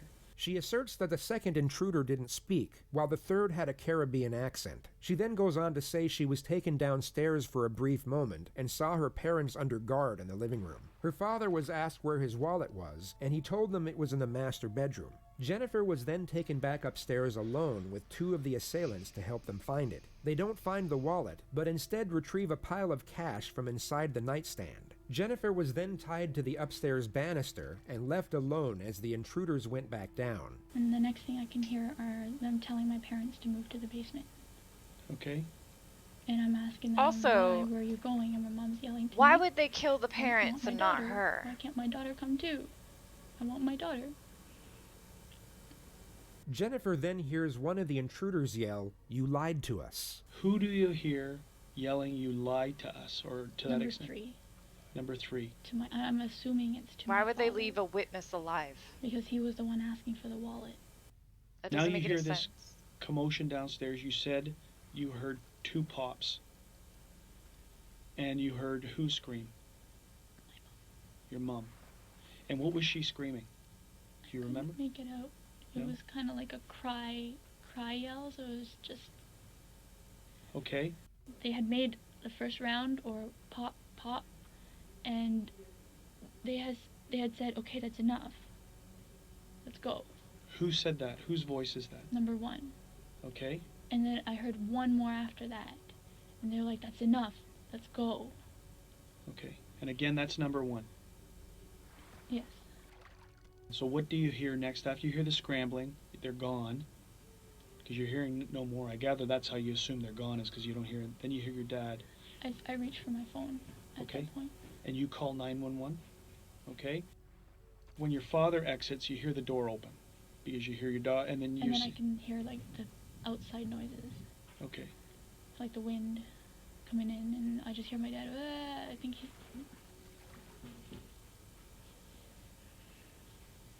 You think that he's sustained some kind of injury because he's not, you can't understand what he's saying.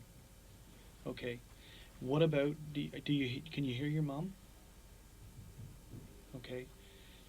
Where does your dad go? Do you know where, you never see your dad again until when we're at the hospital. I think that's what you said, right? I saw him when he was on the gurney. Is there any reason to suspect, or anything that's happened in the recent weeks leading up that would have you guys be a target of some type of incident like this? We live a straightforward, kind of almost routine life. Whenever Jennifer smiles, it takes her a couple seconds to realize she's not exhibiting the correct behavior, and she then snaps back into her solemn stare. The two looks are so diametrically opposed to each other that it becomes glaringly obvious she's forcing one of the emotions. What, in your opinion, would cause people to target your house to think there was a large quantity of money? I'm not sure. Now, you say your mom drives a Lexus. It could be because of the aesthetics, yes. What about your dad? He drives a Mercedes and he loves that baby. Is that right?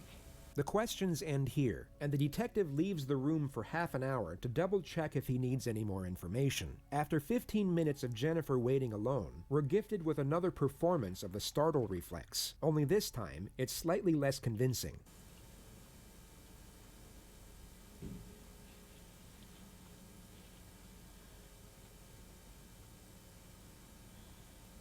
If investigators were certain of Jennifer's innocence, this would have been the first and last time she would have been questioned in such a manner. Police are extremely careful in how they involve victims in investigations as to not cause further unnecessary trauma. But on this particular occasion, it would come as no surprise that Jennifer's psychological well-being was of less concern. She was officially still a victim and witness, but unofficially a leading suspect. She was called back in to give another statement just 2 days later at 9 a.m. She was told the reason was to collect more details, but you'll notice that the line of questioning and the answers they attain have little to no use for anything outside of Jennifer's culpability. The actual reason for this second statement is to collect further information to use against her at a later stage. In this interview alone, they already start the process of cross-examination and start to catch her out in previous lies. Jennifer is still a witness at this moment, and the exchange is void of any direct confrontation. Yet she is still put under a modest amount of pressure, and the holes in her story start to become ever more apparent.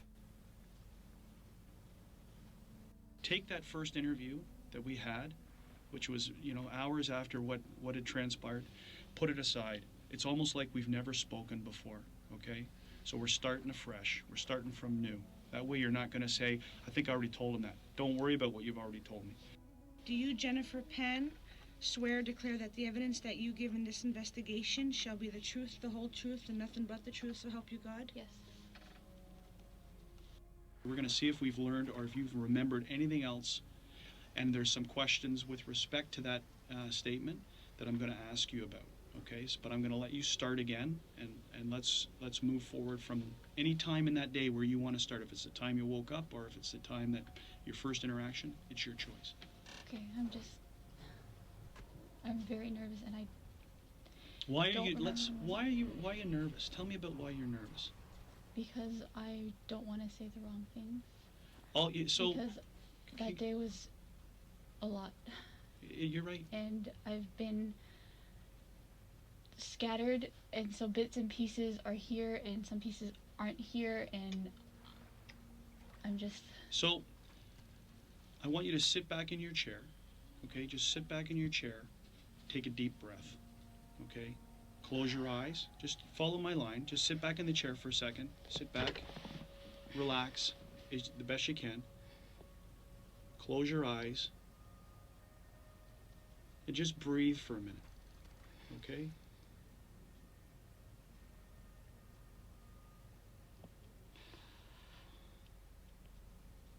The most curious detail you've probably come to notice is this. It's known as a self-pacifying gesture. A person who does this is most often uncomfortable and sometimes fearful of what lies ahead. It's a coping mechanism to dissipate stress and afford self-assurance. What I can remember is when I woke up, I had some breakfast, She practices on the piano, studies piano history, plays games on her phone, and speaks with her friends on Facebook during the morning hours. Her mom leaves to visit her grandfather at around noon and returns at 3 p.m. to prepare dinner. Her father comes home at around 4:30 from work, and dinner is served 1 hour later. Her mother leaves for line dancing at 7, then returns at 9:30. Jennifer at this point is in bed talking with her friend on the phone, and her father is in the computer room. She then hears her mother loudly call out to her father. What is she saying? She's calling him by his name and to come down. Okay, so give us verbatim. What do you hear her saying? In Vietnamese, she's like, Hanoi, xuống đây. She's clearly aware that she has to appear mournful over the subject matter, and sensibly draws out this emotion at the correct moments. Yet what's fascinating is how she's unable to maintain this emotion when inquired over the same elements. In this very moment, she appears completely grief-stricken, but when the investigator inquires further, this supposed grief rapidly dissipates. It's extremely difficult to convincingly act out an emotion while evaluating a question. It requires two completely different parts of the brain, which is why most people can only do one of these things at a time. This is exactly what you see in the next moment, and continuously throughout this interview. And what does that translate to? That's my father's name, Han. Come down here. Does she say anything else associated with that? I can't hear clearly because, like, I was on the phone and the TV was on, Sure. but that's what I heard. Is she yelling? Or is it normal? It's a loud, she's not yelling, but it's a loud tone. Okay. She then hangs up the phone with her friend once she hears the commotion. As I'm hanging up the phone with him, I hear footsteps going up the stairs. Okay. But they're heavier footsteps than what is to be expected from my parents.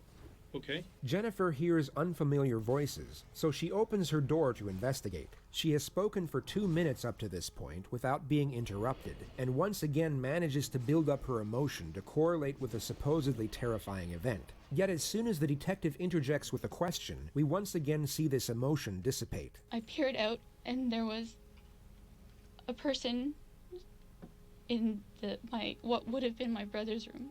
And where's your brother's room located? Just a little bit down I could see from my doorway to his doorway, just Okay. a little bit down the hall. Okay. The first intruder then robs Jennifer at gunpoint before taking her to the ground floor, where she then sees her parents sitting next to each other. From where I was standing, my father was sitting on the right, and my mother was sitting on the left. Sitting where? On a couch, on our couch. Sitting on the couch. Are they looking out towards you? No, their backs are towards me. Okay. And you're now on the ground level? Are you on the floor? Or on the I'm sitting on the on the stairs? floor. I'm sitting on the floor. All right, where are your hands? They had tied my hands, So let's as go. I said. Let's go back up to the stairs. Remember, we said Her emotional display in seeing her parents in distress gradually faded after each interjection, but you'll now see it completely cease altogether once she realizes that she made her first mistake. Everything she had said up to this point correlated with her initial statement, but she had just forgot to mention that she was first tied up before being taken downstairs, and only brought it up when reminded by the detective. take the other statement and whatever we've said before. No, I said it earlier. She didn't say she was tied up earlier. She completely forgot to mention it and seems to be trying to convince the detective otherwise. It's a moment of slight panic, which becomes far more pronounced when you compare it to her supposed grief-stricken recollection 5 seconds earlier. The detective doesn't challenge this, as it can be used against her at a much later stage, and the main objective at this point is to collect as much conflicting information as possible. Okay, then we must let's get back to that area. I think you might have touched on it. We went back into the description. So where do you get your hands tied, and where does the string come from? I'm not sure where the string comes from, but he had the string. Okay. And after I gave him my money, that's when he tied my hands. She is then taken downstairs, where she sees her mother being interrogated by the second assailant over the whereabouts of the cash. According to her first statement, the second assailant never said a word the entire time. He had pushed her back onto the couch, and she Who kept... pushed her? Number 2. Okay. He was pushing her back onto the couch. And she kept saying, "Where's my purse? Where's my purse?" And the guy kept telling her to sit down, and I didn't want my mom to get hurt.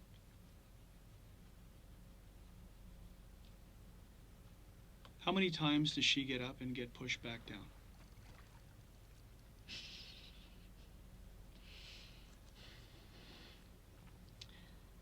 I'd say she got up twice. Has number 2 uttered a word at this point in time? I can't remember hearing him. Okay. So we're just correcting what you said earlier, because you said earlier that it was number 2 who was asking where the purse is, what the purse is, and now you've said now it's number 1 guy who would initially... I'm sorry, No. It's all a purpose. The purpose here is clarifying what you're saying. So number I one just is don't wanna... number 1 is the one who's doing the talking about the purse. Number 3 is focused on your dad's wallet. Okay. Jennifer continues to make contradictions and is forced to correct herself multiple times after she notices the puzzled gaze from the detective. He inquires over the appearance of assailant number 2, who is wearing a hoodie according to the first statement. Do you get a good look at number 2 now of what he's wearing? All I could tell was he had a vest, and his face was like a long oval face. He had a vest? No, hoodie. Okay. Dark hoodie. Okay. Did you see them recover anything inside your mom and dad's room? I did not see anything, no. Are you sure? Because when we spoke the last time, there was some mention of some other money that went missing.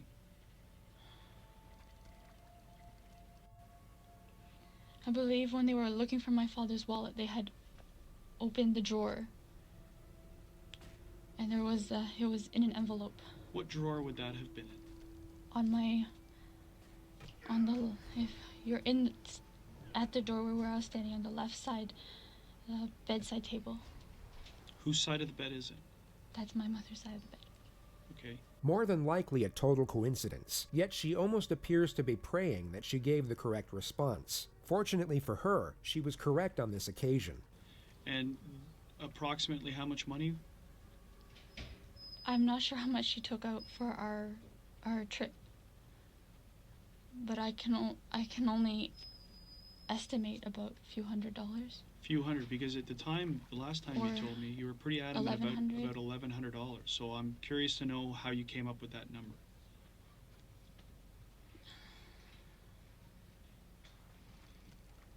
I believe because when we were at the border, we stopped at the duty free.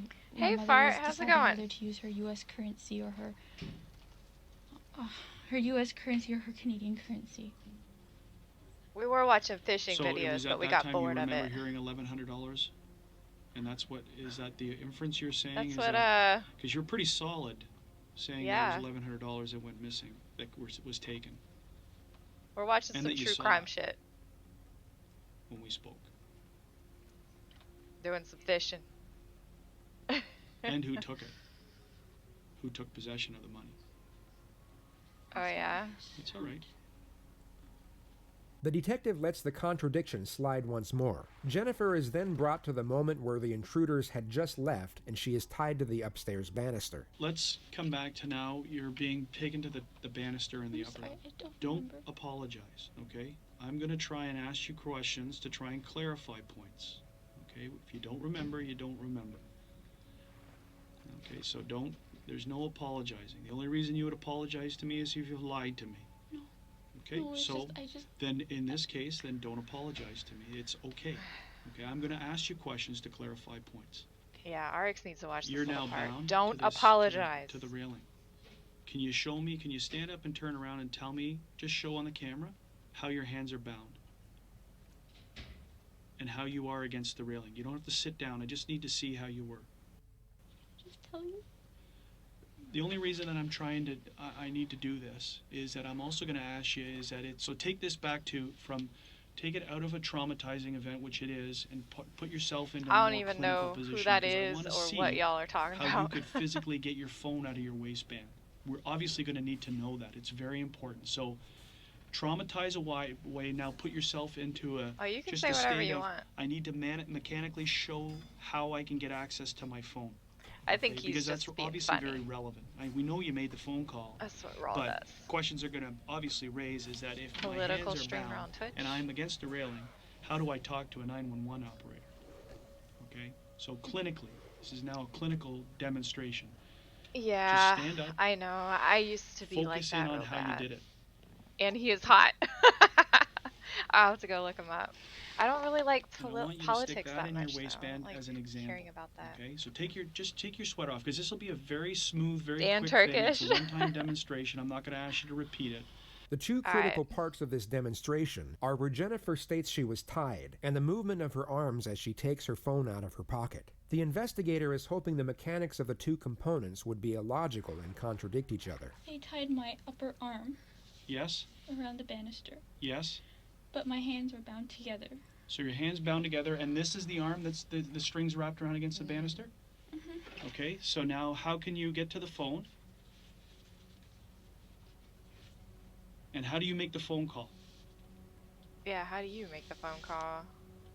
Whether it be a stroke of luck or that Jennifer had prepared for this moment, this actually made sense. Had her arms gone left or the point of restraint been below the elbow, none of this would have been possible. It's perhaps the single moment where Jennifer's statement was somewhat beneficial to her defense. We know Jennifer was tied up when police Maybe they arrived, actually but the did tie her assumption was up. that she had her phone in her hands the entire time and wouldn't have had to retrieve it from her waistband. She can now argue that this portion of her testimony is genuine. 911? And do you talk down like that? Yes, I'm yelling at the phone like this. And how can you hear? I turned the volume on max. Yes? So that's exactly the way that you're talking to her against the railing. Okay, that's good enough. Sit down. Jennifer is then brought back to the moment just before she heard the gunshots. At this point, I started hearing my parents get up. And they're moving. And my mom's yelling, "Where's my daughter? I want my daughter. Where's my daughter?" And I'm yelling, "Mom, I'm here." Oh, man. Here. Jennifer, take a Kleenex and just take a minute. You'll notice that she doesn't wipe her eyes or blow her nose, just buries her face in the tissue, which the detective later testified remained completely dry. Okay. So we're now down in the basement. They're down in the... You know your parents are down in the basement. I heard pop. And then my mom. I heard her squeal. Multiple pops occur thereafter before she hears the intruders leave through the front door. Once the door closed, I heard my father. He ran up the stairs and all I could hear was moaning. Dad. Once I heard him starting to move, that's when I pulled out the phone and I was trying to call 911. This is untrue. She only realized her father was alive midway through the 911 call. And in that exact moment, you can actually hear genuine fear in her voice compared to her fabricated panic the moment before.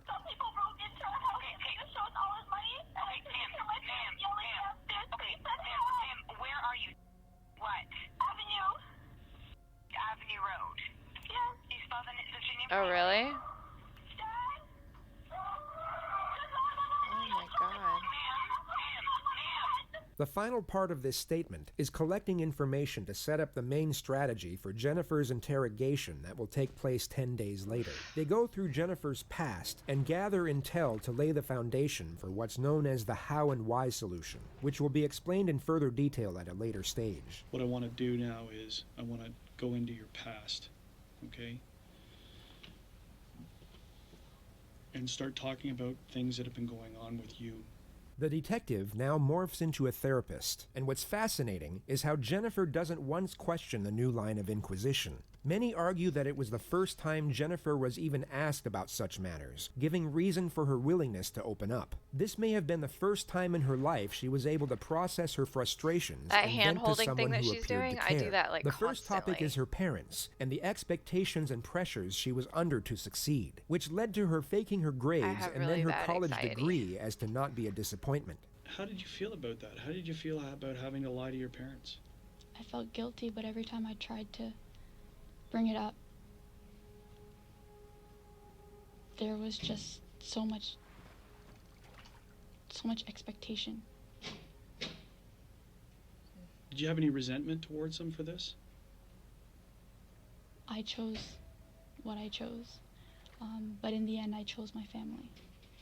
She just referred to the ultimatum she was given by her father. The choice to live at home and go back to school, or be completely cut off by her parents and live with her boyfriend. Information gathering on Jennifer's past goes on for roughly 2 hours and 20 minutes. The detective then ends the exchange by putting her under some pressure. It's not a direct confrontation, but it's by far the most uncomfortable position she's been in up to this point.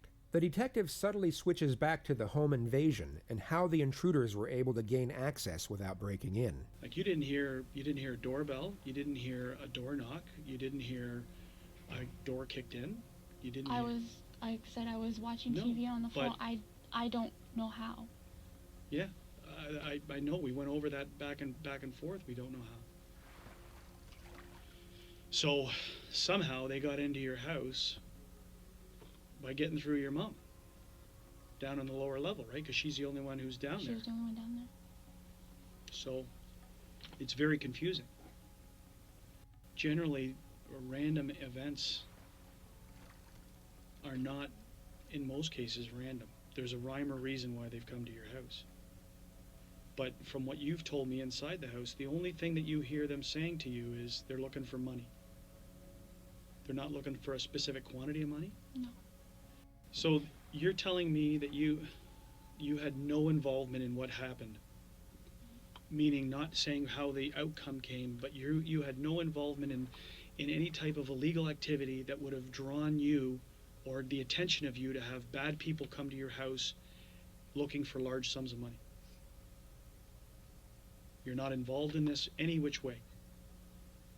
Because the question obviously stands, Jennifer, is you're upstairs and they're downstairs. Right?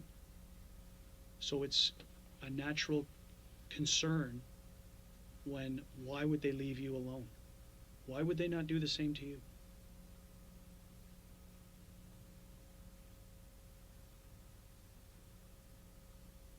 You can't answer that question? The only thing I can say is he said I cooperated.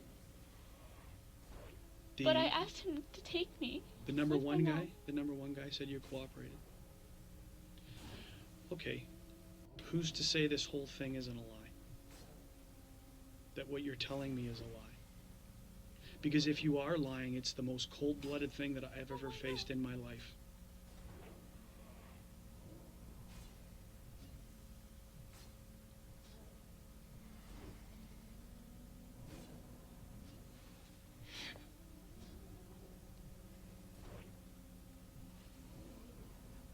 There is nothing that you've said to me today is a lie. Now, back to another very difficult question. But if I don't ask it, it's an obvious one.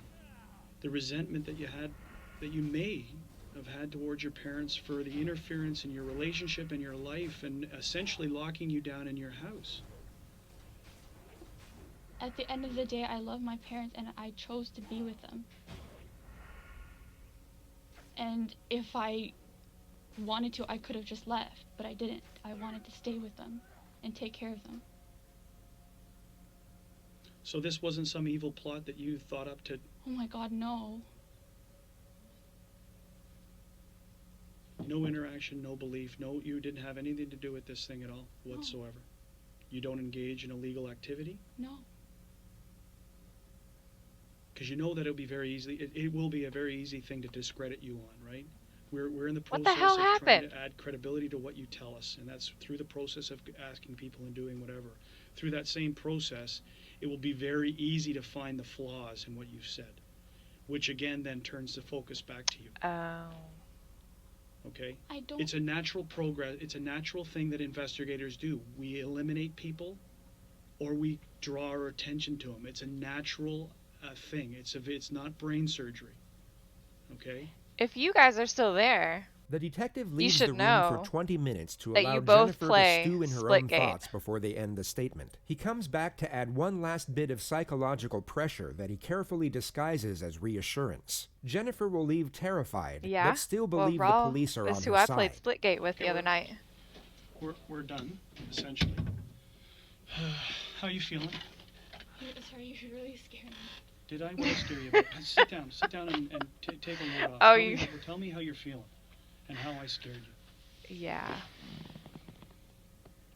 I don't want you walking away from here thinking I'm evil. I want you to walking around from here thinking that this guy is helping investigate my mom's murder, and he's going to turn over every stone possible to make sure that we catch the people who do that. That's what I want you feeling. So I don't want you walking away from here thinking that I think Gucci's just jealous that you're having fun in a game without him. Sometimes we have to ask very, very difficult questions. Yeah, I just saw but it. It's my job. Okay? You're our only link. Yeah. You're it. Until your dad There's another regains person we could his play back with. and being able to be spoken to. Right now, you're our only link to this case. Her father had bullet fragments lodged in his face that doctors couldn't remove, and a shattered neck bone. At the time of There's this my interview, the Steam friend consensus code. was that if he did regain consciousness, he would be useless as a witness due to irreversible brain damage. So we may rely on you heavily until we can speak to your father. Okay? So don't be afraid. If you've told the truth, the last thing you should be afraid of is anything. If you've told the truth and you've been truthful through this whole process, I mean, I like the you're gunplay. you're doing your part. Okay? And don't be afraid of me. I just haven't I'm gotten just afraid because, used to you know, some of the like, modes. I know everything is just all pointing negatively right now, and I don't understand why. I feel that, like, the way you're speaking to me, it's kind of like, I know you said that you had to say those things, but it's here, and I've already said it to the special victims yesterday, but there's like ideas in my head. Yeah. And I'm afraid to say it out loud. But Ideas about speculation of what happened, how it happened.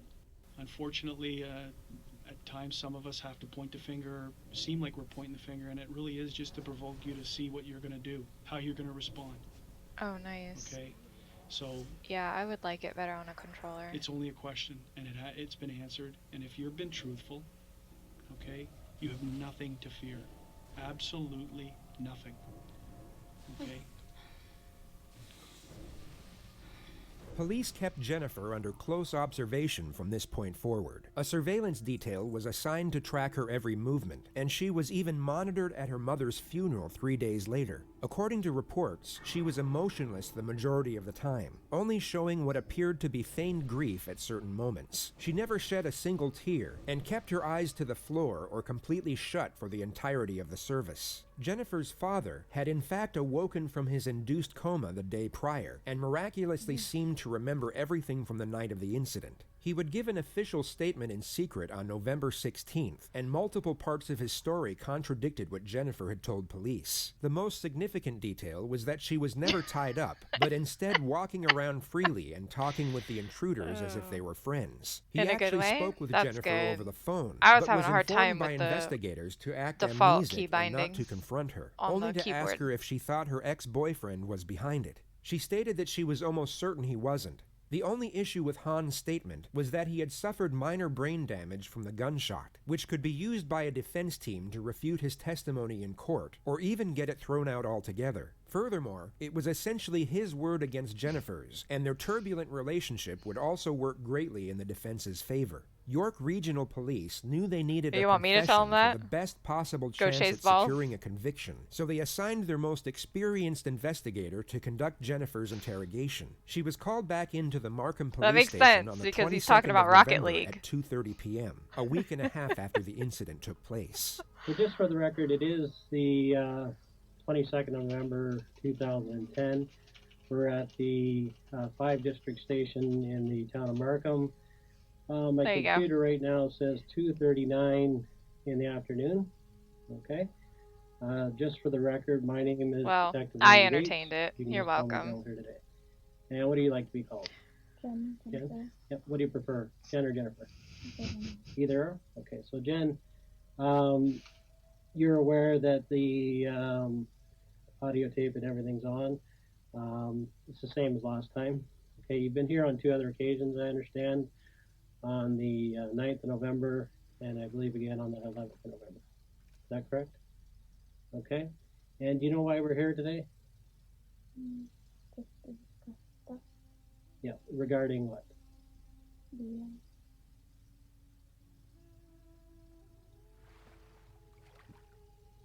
The, what happened at my home. And as a result of that home invasion, your father, Han Pan, was actually shot, and your mother. It's because you found it. And was actually. And he killed. didn't. Is that correct? You know, like he's that kind of person. Yeah, He's just you'll have to really, speak up a really little bit so I stubborn. can hear you. Right, yes. What's unique about this interrogator is how he Yeah. immediately adopts a no-nonsense approach, yet manages to build rapport and remain sympathetic at the same time. You'll see that he has far less patience compared to the previous investigator, yet seems to create a stronger connection with the suspect. It's a hard thing to explain, but easily Understand. 'Cause observed. he's as not you'll like soon that find with out. other So that's what we're going to people. discuss here I mean, today. he is most Jennifer of the time. this time with around most has people, read her but- rights to silence rather than her rights as a witness. If she knew anything about the law in Canada, she would be wise to the fact that she is now a suspect. Fortunately for the investigator, she remains completely naive to the situation throughout the opening phase of the interrogation, making her far more susceptible to the strategy he is about to employ. Okay, just hold on a second. Okay, we're having technical difficulties here. Okay, so that's what we're going to do is, if you don't mind holding tight there, I'm just going to move my equipment to the other room. I understand. Okay, and then I'll come over and we'll move over there next door. Okay. I'm just not comfortable doing on my own. Okay, I'm going to be right here though. Okay. With Yeah, respect to he's not my cup of interrogations, tea it's either. common knowledge that the psychological manipulation begins before a single word is spoken. The physical layout of the room is designed to accelerate the sense of discomfort and isolation, and it's fascinating just to kind of observe how mean, each and I don't interrogator like has that. their own I don't unique like people methods like of that. setting the tone. Knowing how this interrogation plays out allows us to realize this detective's procedure. The considerable distance between him and the suspect will keep her relaxed enough to be influenced by phase 1, but this same distance will intensify the pressure once he eventually closes it during phase 2. You'll notice this detective is slow with his first strategy, but swift with the second. He takes his time in building trust and establishing rapport, yet once this initial connection is secured, the transition to aggression will be abrupt and ever increasing from that point forward. Jennifer takes a seat in the room 15 minutes since she was first informed of her rights. It's important to note that she is still free to leave at any time at this point. She is unknowingly a suspect, but not under arrest. So just for the record, this room is being videotaped and audio taped, just like the other one. Okay. And I'm just going to grab my chair from across the way. Okay. Okay. The detective goes through Jennifer's history of teaching piano and her earlier years of high-level figure skating, which was cut short due to injury. If you didn't get injured, would you still be doing it? Yeah. Okay. That's nice. I have an And IRL did friend you, as far as that, did that you do, gameplay-wise is similar, skating? but he's actually an okay guy And how did you if do you're with just that? talking to him. But he'll just like run in and be a complete selfish Yeah, jerk. sounds good, though. But you did actually enjoy But it. It was more than just he's not going always for, like that, so it's competition. You enjoyed actually doing not it. so bad. Okay. All right. Do you have any students right now? Or? Okay. And why not? The students I were teaching, they went to high school. He's just kind of, I don't know, Gucci's just kind of immature, I think. Yeah, I took it in grade school too, but I think I went to grade 7 in it, I think. Like when I was in grade 7, I stopped taking it, but I still remember Swans on the Lake. Is he? Play that, that's about it. The detective then goes through Jennifer's work history as a server before touching on her future plans in education. Jennifer mentions that she plans to go by her parents' wishes and pursue a career in healthcare, at which point the primary strategy is initiated: the how and why solution. The detective gradually begins to shift the blame away from the suspect and onto another set of circumstances that prompted the suspect to commit the crime. He starts developing a theme that will afford her a psychological justification in doing it, and this theme will be further established as the interrogation progresses. It starts off subtle so that You she always remains lump me oblivious in. to the agenda. Now, if Yeah, you could pick any I don't job know yourself, how old you are. I'm not talking about anybody else, but if you could pick, I have a yourself, feeling I'm what would older it be? than you. He's early 20s? Yeah, okay, he's young. He's piano teacher like when I come home. But in the daytime, I'd like to have a simple, maybe like a lab technician job, just work 8 hours a day, and then come home and teach piano. This is an answer the detective was hoping for. Jennifer's preferred career choice is at odds with what her parents wanted, so he now builds on the concept of the overly controlling parent and the unfair limitations it causes the child. He then links this concept with the subject of Jennifer's boyfriend and how she was kept from seeing him. Now, You're 30? yeah. Eventually, I'll be 35 in November. What happened with that relationship? I hid it from my parents at first. They didn't agree with me having a boyfriend. Okay.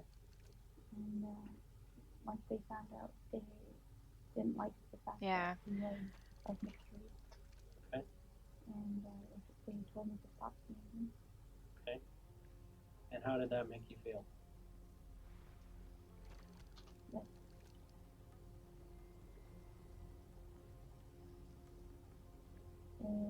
He was the person who just filled an empty void for me.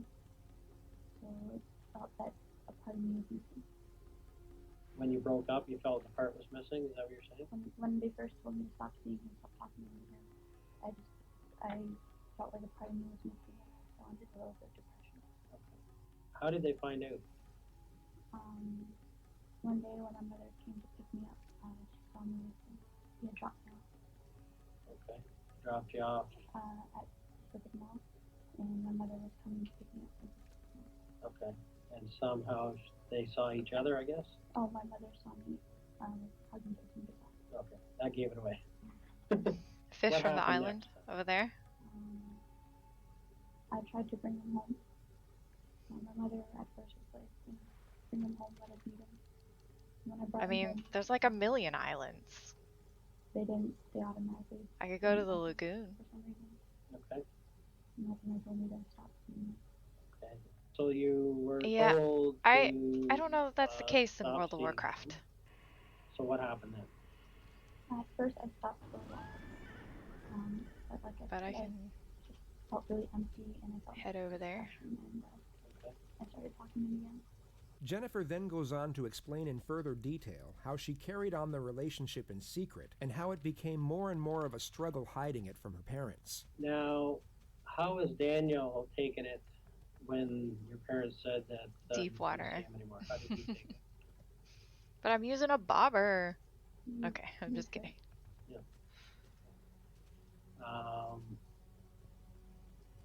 And It how is. did you feel? You get different fish depending on where you are too. She then goes on to explain that she was living with Daniel at his parents' house for 2 years, while her own parents thought she was studying at a university. And his parents were, I want a guess, chili more cheese liberal than your dog. parents. His parents, they love me. Yeah, okay.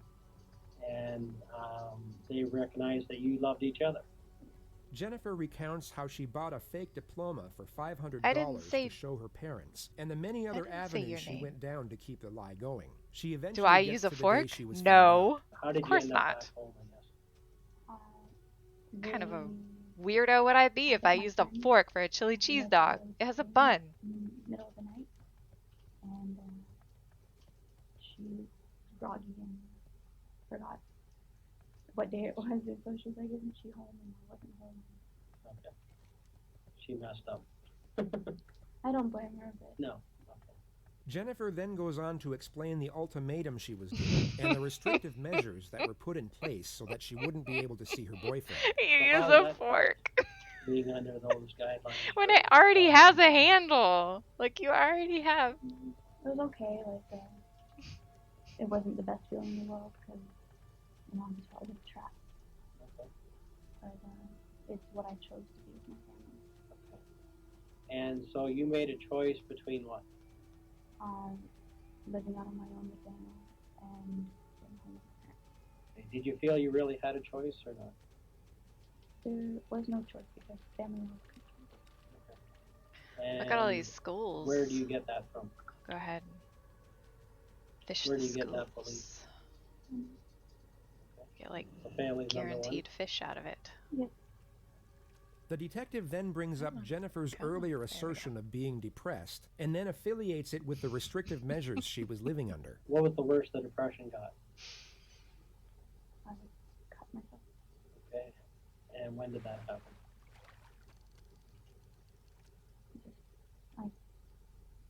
Where did you cut? On my wrist. And They do come with forks at Sonic. We have a So how many cuts? Dairy Queen also has chili cheese dogs. Done? They've healed? And we had that before we had a Sonic. And so did that you would want always to be kill where yourself? I'd go. Jennifer asserts that she tried to kill herself when she was 19 by overdosing on sleeping tablets. She also states that her My self-harm husband was a doesn't like distractor being from messy. the pain and frustrations she was going through. Did you ever feel that they expected Well, too much of you? Maybe? How so? Comparisons to other people. Yeah, there he is. So who would they compare you to? There he is. The goat. Classmates. Clubmates. Oh, it minimizes that when I... And so some of them have been successful recently? Okay. And what did they say to you? Wish you could have been that person. Okay, so that's pretty hard, right? Hard to Your take for you. population is 20,000? What I've heard on my life. I don't know. I mean, we have a lot of Did you ever people feel in like, the area. I Like know they're you're smart, they're and all- they believe you're very smart. but did you like ever feel you exactly in weren't my as smart as city what they is thought probably that you were? probably a I little get more that than feeling. that. That I don't know. What would you it's say, pretty tough to live Sean? up to their expectations. Like Okay, 28K? Your dad ultimately Probably. would like to see you be like a doctor. But there's Those so are pretty many. high Like we standards have, for anybody. we're right next to. Not everybody can be a doctor. Okay. Well, we don't And- have but those. They may have All of our acted like towns are just so close could have done together it no because their expectations there's were no so place high else to build that them, few so people would be able to reach that expectation. you can't like delineate I'm not just between the talking about cities you, very I'm well. talking about They just anybody. kind of merge all together. And it started at a young age.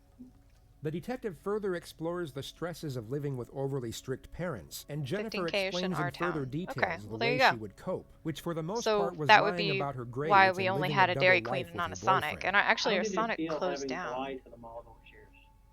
We still have one, I think, Like I wanted to a tell them. little ways away. They always looked down and disappointment.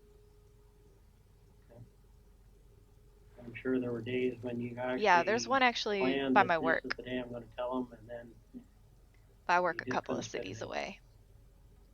The opening strategy of the little how cities and why solution has now been that are all executed. A connection has been smushed attained together. and the desired narrative established. The next phase of the interrogation is about to commence, which is first set up by a two-step strategy. Step 1 is to induce fatigue. Step 2 is to induce fear. now, when's How the did you last hear time you about spoke to your back? dad? This morning, before Yeah, me and my brother had meetings at school. And we have what have we've had the you same and your one for father a long discussed about time, this case? and they own this other the He was guy just that owns asking it me owns if another restaurant was right behind next to it. Okay. And I told him I don't know 100%. So I That's don't like think a he would. fried chicken place. Why would he ask that? Because he believes that we still talk and that he would go to anyone to be with me. And what do you think about that? I know that he's Ads moved on, and so I don't think wait, he would. you've added He thinks turrets we want with the to be with me, keyboard. and so he moved on. The detective has Jennifer go through the entire incident once more, What? but unlike the first investigator, offers no reassurance nor consolation. Jennifer ADD. starts fake crying again, yet this time is given no tissues to wipe away her non-existent tears. Now, Turrets. do you think there's any reason why they tied you up and didn't tie your Oh, parents up? I got it. I understand. Tourette's, right? Of the keyboard. Okay. I don't know. Does that seem odd to you? Alright. Why does it seem odd? You misclick. Yeah, I was I do away that too. up here separated from him the whole time. And does it make sense that they would leave a witness behind? If they were gonna It kill doesn't. somebody? Does That's that what make I sense? said at the very beginning of this. I was like, does it make sense that they would leave a witness behind? Just thinking about it, would it make sense for somebody that was going to kill somebody to leave a witness behind that could describe them? Does Bingo. that make common sense for killers? No. It's not. We got bored of Bill Dance. We watched all his blooper videos. Do you think that was a mistake they made then? And then like 50 of his tips and tricks, and it was just like... Doesn't take a long time to kill someone, though, does it? Boring. I don't know.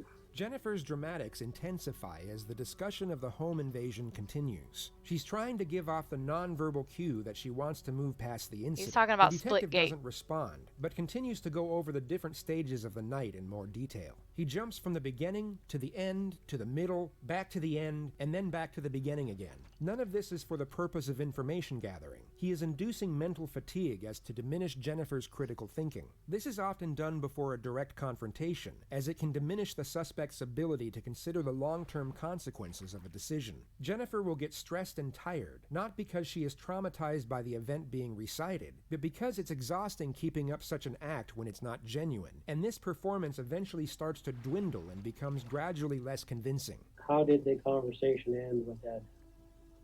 I heard my mother calling for my father. Okay. And then what? I have to go through this again. Okay. When you went to bed, was your mom home yet? She'd just gotten home, and I went down. I told her I'd be right back, and I went down. I said hi to her, and I went back up to my room. Okay.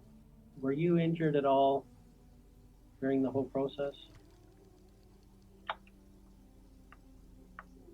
Not really. Okay. Not really anything?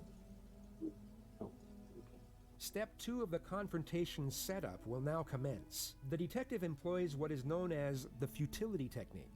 He will tell Jennifer that he has an abundance of resources at his disposal, and even fabricate much of what he asserts. He's indirectly telling the suspect it is useless to resist due to the overwhelming evidence against her. Now, the reason why I'm here today, okay, is that I'm an expert, okay, in what we call truth verification. I talk to thousands of people, okay? And I basically know when somebody's not being straightforward with me, okay? I can tell by the language they use, how they answer the question, their body language, how they treat the question, that something's wrong here, okay? This doesn't make sense.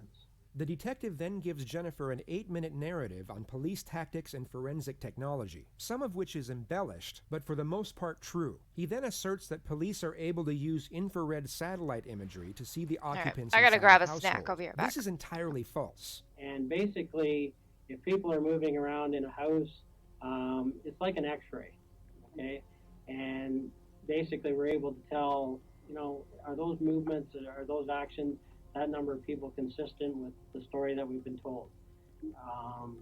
Are the people in the positions that the witnesses are telling us they were in? Or are they different? Okay, and if they're different, why are they different is what our question becomes, right?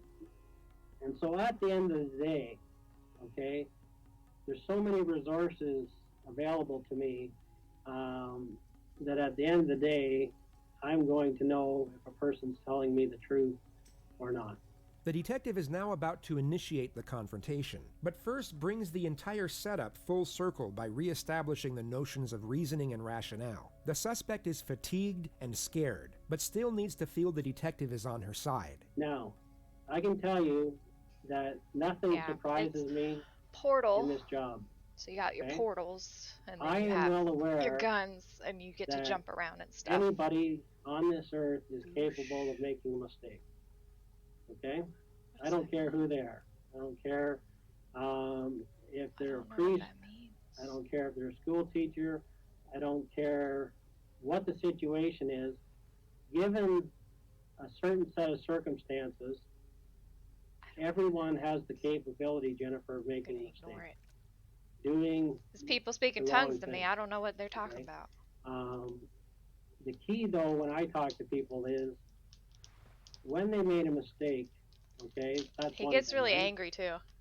The key is to not keep making the same They're mistake. funny. And to get that information out and get it off their chest. Okay? That's really funny. You understand what I'm saying? So at the end of the day, from this case, and I can tell you I've spent literally a week on this case, going over information after information, accessing all the sources, speaking to every other expert No, he on can the do case. either. He has a good PC. And at this point, Jennifer, I know that you've not been truthful with the police. There's crossplay, so we can play together if we have it on the PlayStation. Not told us everything that you know, purposely.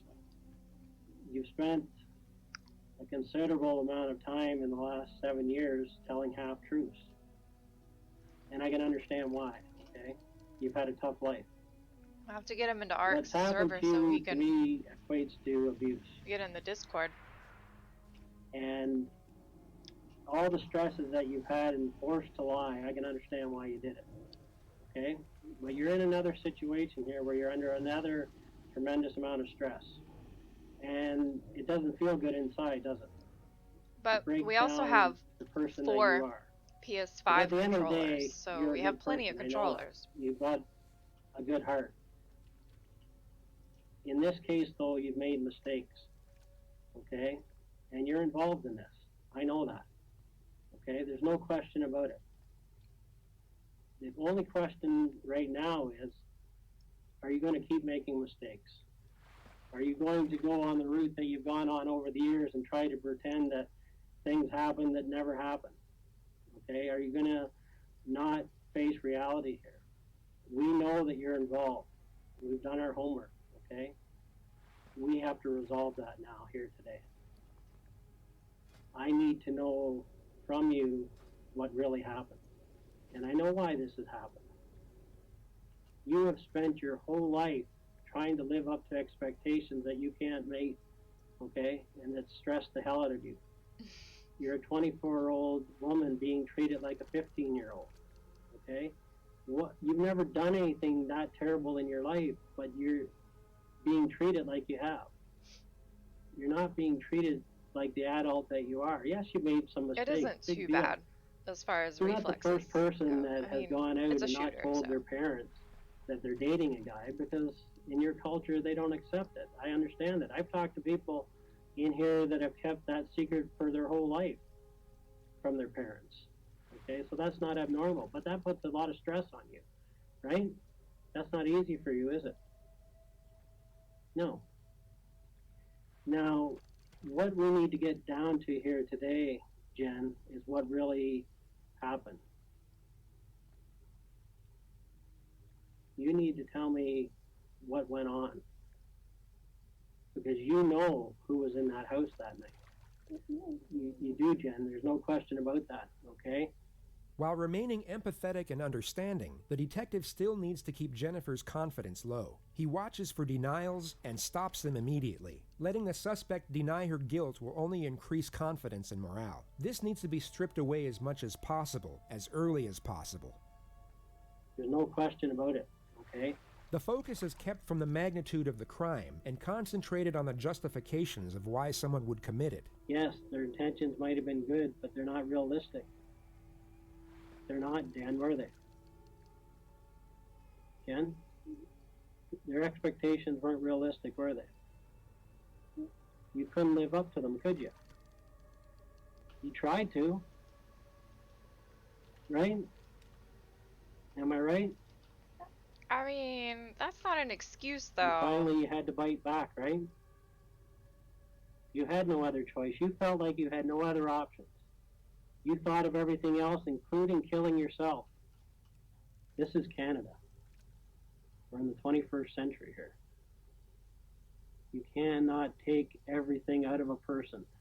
You can have expectations for your kids, but you can't expect them to do everything the way you want. It doesn't feel good to have secrets, does it? No. You have to let me know what happened here, okay? Okay, but you were involved, right? That's the part we need. Okay? We need to hear that from you because we know you were. The detective appears to be getting nowhere, so he now lowers the gauge of admission. A confession to a lesser offense is far easier to attain, but once it is attained, can be used to build on the more damnatory elements of the case. You'll also notice that he uses broad terms that infer guilt, yet don't directly accuse Jennifer of murder. You knew before that night that this was going to happen. I'm going to make that easy on you. That's a true statement, right? You knew before that night that they were coming. Right?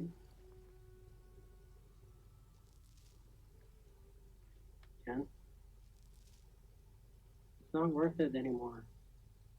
It's hurting you. She seems to be on the cusp of giving some form of admission, yet wants reassurance as to what it means for her own sake. She asks this question 9 times throughout this interrogation. It's one of the few things investigators can't actually lie about, as it's been used countless times in the past to get a case thrown out under misdirection. They can avoid the question, yet they can't afford any false promises with respect to sentencing. I need to know the details. I can't even say. But I can tell you one thing is that we already know, so you can't change that.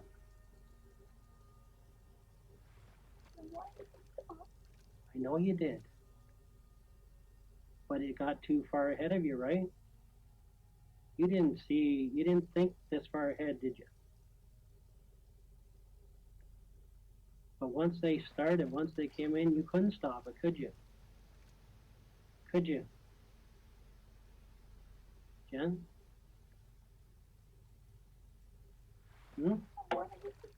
I know. Why didn't they stop for you? I don't know who they were. But you were part of the planning, right? You have to tell me that part, and then we're going to work through it together. You know what I'm saying? You didn't want this, you wanted to stop it. You have to prove that to me now. Because at the end of the day, we have to stop this from happening to someone else. Right? Jen, we're going to have to deal with it one step at a time, okay? I'm going to be honest with you. I need to know what you did.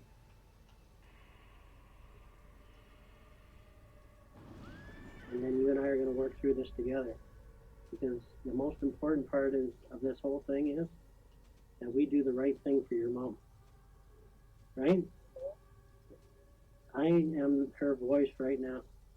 I'm working for your mom. That's my job. And I have to get to the bottom of this for your mom. Appealing to compassion isn't necessarily uncommon when the crime is first-degree murder, yet it can send a mixed message when a justification for the crime was a focus point early on. The detective takes his chance with it, which at first appears to work. Jennifer initially responds in a poignant manner, but you'll soon come to notice that her empathy, alongside her concern, is solely focused on herself. But we got to start. What happened to me? Well, I don't know at this point. Okay, because I don't know what you're going to tell me other than that you were involved, but I need to hear it. And what this all was a last-ditch effort to live your own life, to be your own person, to make your own decisions. Look at all your friends. Look at all the people around you. Does anyone else have a curfew for 9 o'clock at 24 years of age? You had no choice here, and I know that. And anybody else in your situation would have done the exact same thing. The only thing different is I would say that they'd have done it a lot earlier. They would have looked for a way out. When did you first start planning this?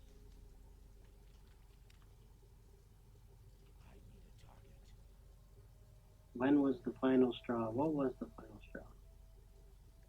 So that's what this is all about. Do you want to be a good person here? Jennifer knows exactly what questions to answer and what ones to ignore. Anytime a question is non-incriminating, she gives a response. Yet when they are incriminating, she remains silent. She is no doubt feeling the pressure, but still very aware of the situation and the potential ramifications of her words. Okay. And you know when a good person makes a mistake, they have to face that mistake, right? Right? What do you think should happen? I don't know. You're going to prove to people that you know what the right thing to do is. That's what is going to happen. That's what your mom wants right now. She's watching us here. She's wondering, is Jen going to make the right decision here? Is Jen, after all of this, going to come out on top doing the right thing? I'm here for you, Jen. I'm here for your mom.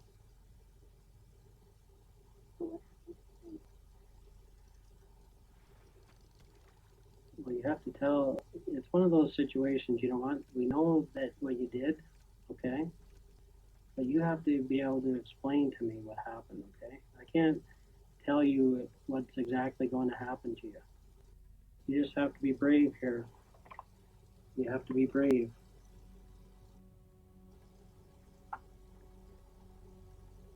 "3 hours, 20 minutes, and 26 seconds. The exact amount of time it took for Jennifer to display genuine emotion. The investigator would later testify this was the first moment the suspect was being authentic. He allows her to fixate on whatever thought brought this on, and remains completely silent for just under 2 minutes.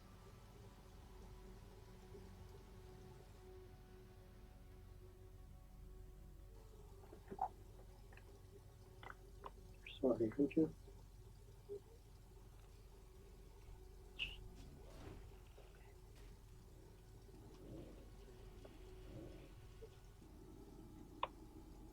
They were supposed to take you? What? Okay. So we were supposed to take the whole family out? No, just me. What went wrong?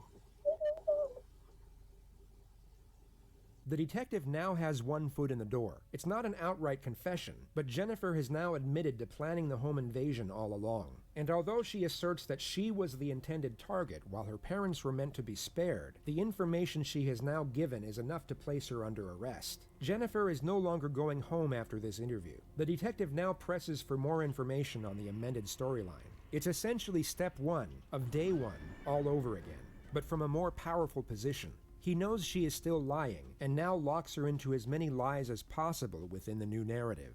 What happened? Why did it change? I don't know. Okay, what do you know? How come it was supposed to be you? Because I didn't want to be here anymore. Why not? Because I was such a disappointment. Okay, you made mistakes, but nothing that couldn't be corrected. Why was it supposed to be you? Because I was never going to be free from me. Why did it happen this way then? I don't know. That is a weird way to try and commit suicide. That doesn't make any sense. Disappointed in everything. Okay, but why did it have to happen this way? Because when I tried suicide, I failed. What did you want done? How? Didn't matter.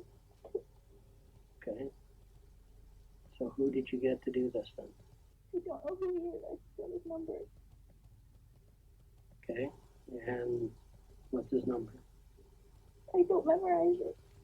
She skirts around the questions surrounding her accomplices and gives multiple fake names. She stated that she got the number of the supposed hitman from an acquaintance named Rick, and that she took everything from there over the phone. It becomes apparent she doesn't want to give up, or even mention her boyfriend, so for the time being the detective allows her to recount her amended narrative in the manner she pleases. She gets to the moment she instructed the hitman over the phone about her planned suicide. I told him that I wanted to be killed. And did he think that was something crazy? He said, "Are you sure that's what you want?" And I said, "Yes." Because I don't think many people get that request. Do you? No, but that's what I wanted. And he asked me over and over just to make sure I was sure. And I said I was sure. Okay, so what did you ask him to do then?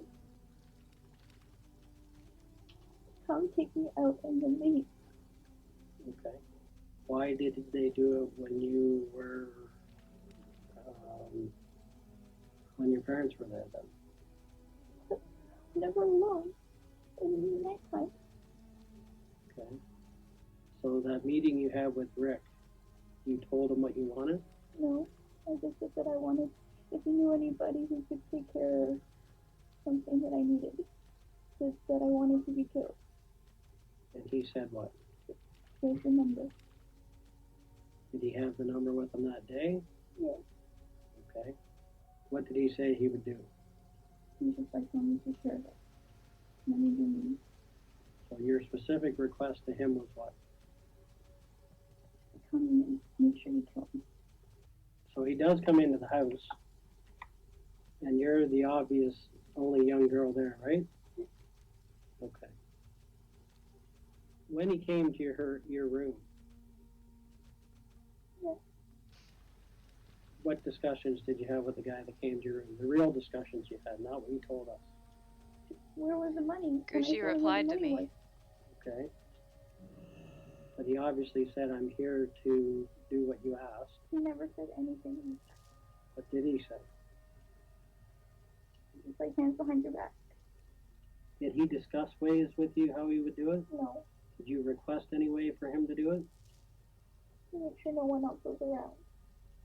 Okay. Why didn't they do it the way you wanted? I don't know. I asked them to take me with my mom when they took them away. It doesn't seem to make sense. I know, it doesn't make sense to me. Because I was supposed to be. Okay. Can you sit up for a minute, Jen? Okay, look at me. The detective wants an outright confession, and the second direct confrontation is about to commence. Only this time it will be a lot more aggressive, as he doesn't have to worry as much about the suspect locking up or requesting counsel. She is under arrest and going to jail after this interrogation no matter what. Look at me. Okay. What I do believe is that you went to somebody. And I do believe that night you paid them the $2,000. But what's not true is it was never for you. Okay, Jen, no. Okay, you went to this person and you asked them to do a job. And the job was for your parents. You asked them to do this job on your parents, Jen. Okay, let's be truthful. Okay, nobody's going to come there and get the wrong people. If you wanted to kill yourself, Jen, you're not going to pay somebody $2,000 to do it. I couldn't do it myself. Okay, but there's other ways. Okay. Yeah, you could have spent And like if that was $200 going on to a gun. happen, they could have taken you outside and done it anywhere. It wouldn't matter, would it? If you really wanted to die, all they would have had to do is pull up beside you in a car and shoot you. You made a specific request, and the job was for your mom and dad. Okay? Nobody's going to come in there and do the wrong job. Okay? Nobody's going to do that. They came, you paid, and they did what they were supposed to do. And the plan was for your parents. Okay? Jen, you have to be honest with it. This is the only thing that's in contention here. Okay? You made the mistake, okay? Everybody understands. Everybody in this police department feels sorry for you. I can tell you that right now, okay? Because they've seen what you're going through. It's so obvious, okay? That all this tension they put out, basically this is like a volcano, all right? And at one point it was just too much and you erupted, okay? And you made a bad decision, okay? And once you hired this guy, there was no turning back. Now, in the original story, you said that you hid your cell phone, okay? If it was for you, you wouldn't have hid your cell phone. That would have never happened. So it's in conflict. It's not hidden. It's just, I put it there naturally. Okay. It's what I naturally do. Okay, but you said on tape that you hid it there and that they didn't know about it. Well, he did say That's your language, not mine, Jen. in 3 hours or You're the one so. with so much So I success counted that it out and it they was going to be were like not even 9:30 looking at you as a person. or so. They were looking for a success So it's going to be story. another. Instead of just saying, whatever Jen wants is what's good for us. I don't know. Whatever she's happy with. As long as she's happy in her life, I'm happy with it. If she wants to work at Eastside Mario's for the rest of her life, 30 minutes or so. that's fine. If she wants to be a piano teacher, that's great.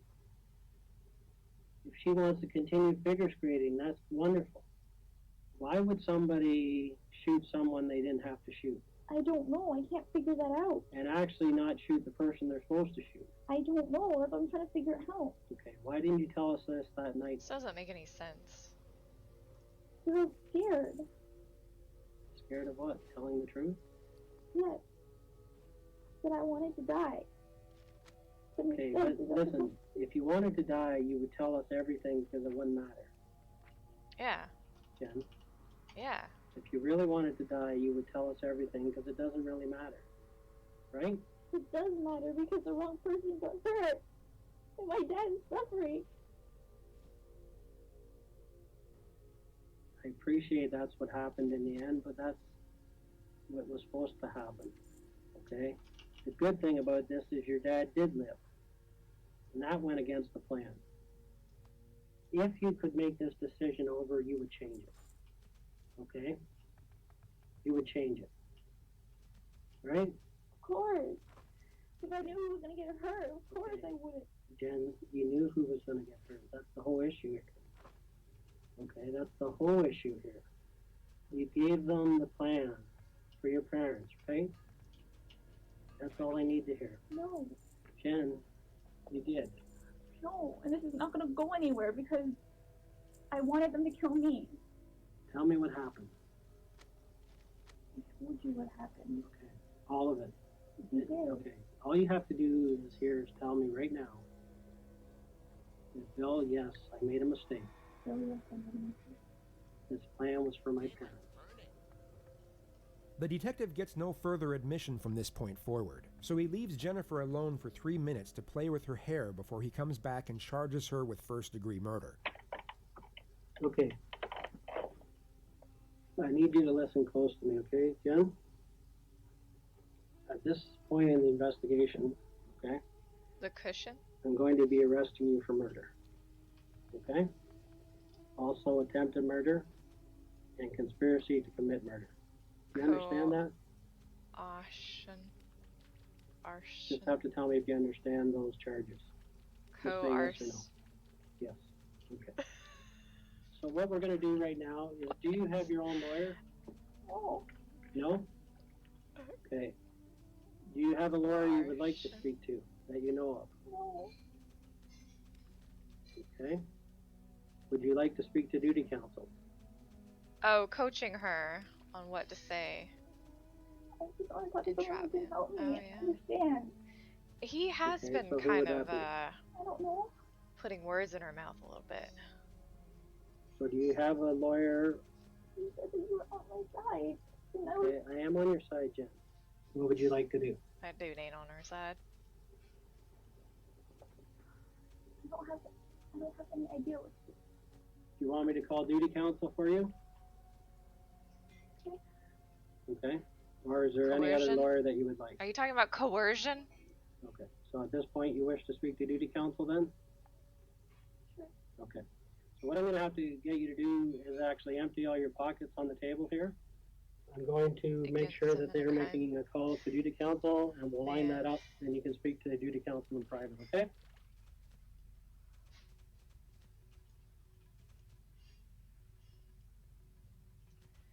Yeah.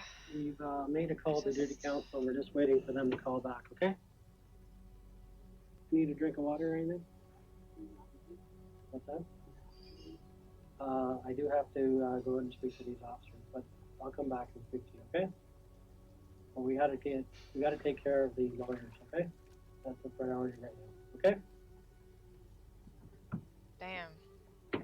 The next time Jennifer would see this detective would be when he testified at her trial. It began on the 14th of March 2014, and Jennifer pled not guilty to all charges. Her interrogation tape was one of the more damning pieces of evidence put forward by the prosecution. Yet the most damning were the 116 text messages between her and her boyfriend in the 6 hours leading up to the murder. They thought using burner phones to communicate would cover their tracks, yet forensics were able to uncover the entire discussion just 1 month after the incident. They spoke in detail about how the crime would be carried out, and it was enough to convict them both, as well as each of the intruders who were linked to the crime via DNA evidence and witness testimony. They were all found guilty of first-degree murder and given a life sentence without the possibility of parole for 25 years. Jennifer Pan is now 34 years of age. She is currently serving her sentence at the Grand Valley Institution for Women in Kitchener, Ontario. She will be first eligible for parole in November of 2035.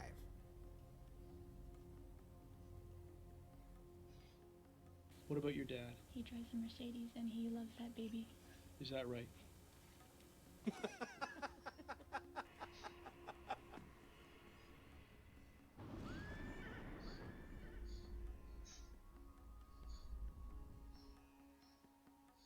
Do we want to watch another? It's already 9 o'clock.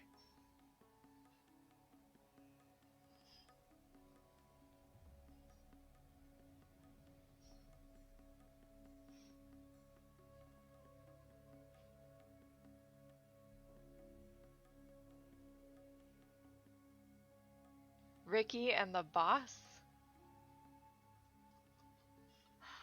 What is Ricky and the Boss?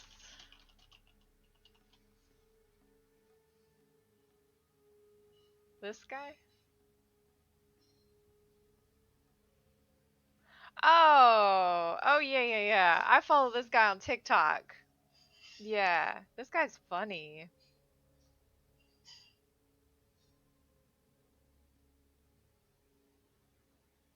Does he have any playlists? No playlists.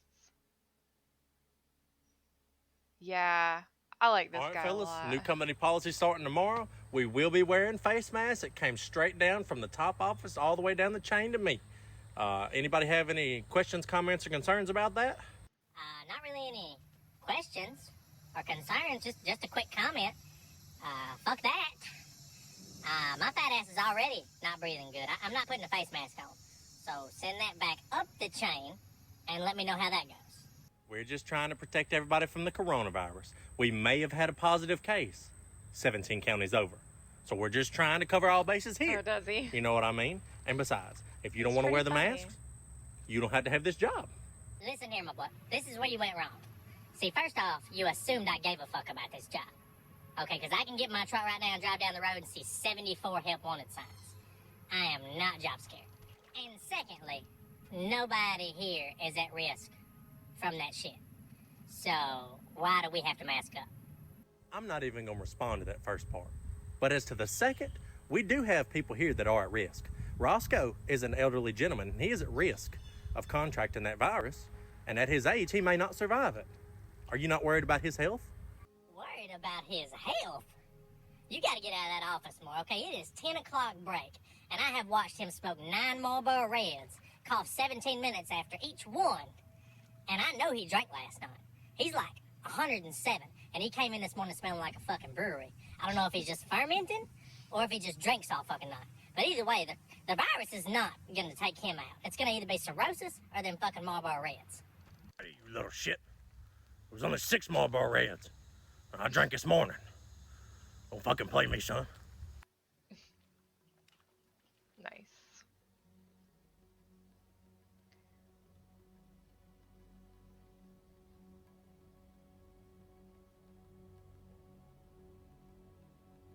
Well, I don't care, Ron. You can suck one, okay? You want to handle this? Meet me at the gate after work. I'll be there. I'll see you at the gate then. I just heard somebody say, meet me at the gate. What? Ricky, get your ass over here. What do you want? You want some too? We'll start a line out there. I ain't scared. Start a line, man. What are you? Who are you trying to fight over there? I heard you saying, meet me at the gate. I got into it with that asshole Ron. over there. He does the concrete. I think his name is Ron. Who are you trying to fight? No. Ron the concrete guy. Ron the Ripper. You're trying to fight Ron the Ripper. Hey, Roscoe, get over here. What in the hell you calling me over here for?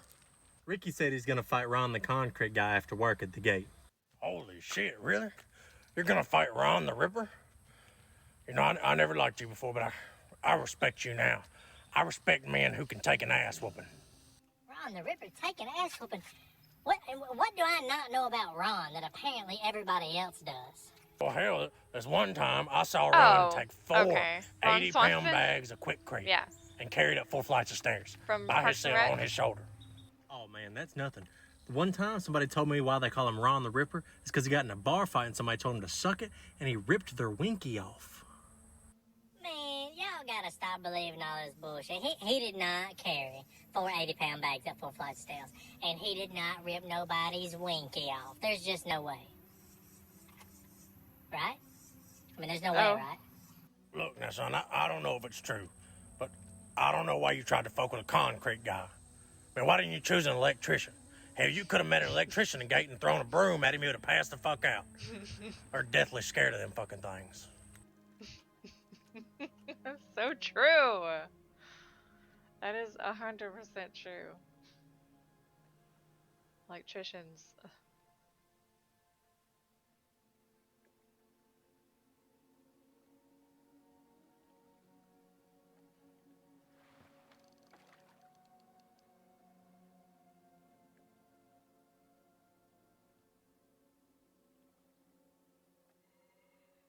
Hey, Ricky, a couple roofers at the other job called in sick. You think you could go over there and help them today?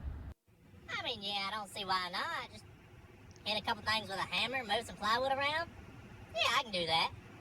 Hey, buddy, what's going on? They sent me over here from the other job to help y'all roofers out today? Hey, yeah, man, there's 3 of us. You can help whoever you want. All right, I can pick whoever I want. Yeah. All right.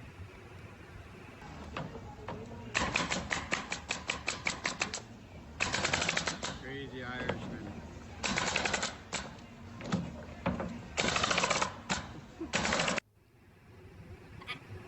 I'm not helping him. Where's another guy? Right there?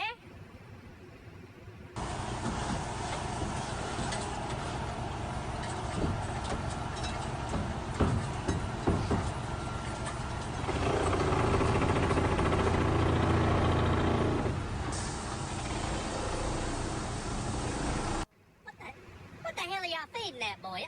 Y'all got anybody else I can help? Because I ain't helping neither of them. Who? I'll say, now that's my kind of speed right there. Hard work, not another day's of work. Hard work, hard work, that's what they say. Hard work.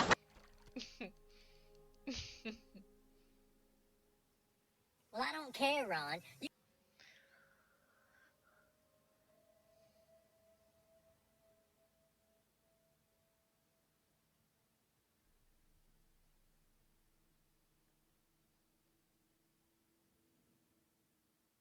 Bad news, man. They wouldn't approve your raise because of your last safety review. So what you're telling me is I'm not going to get a raise because of the safety man. That's fine. I understand that. Completely understandable. Hey, can I borrow your saws? I got to go over here and cut some stuff real quick with Pablo.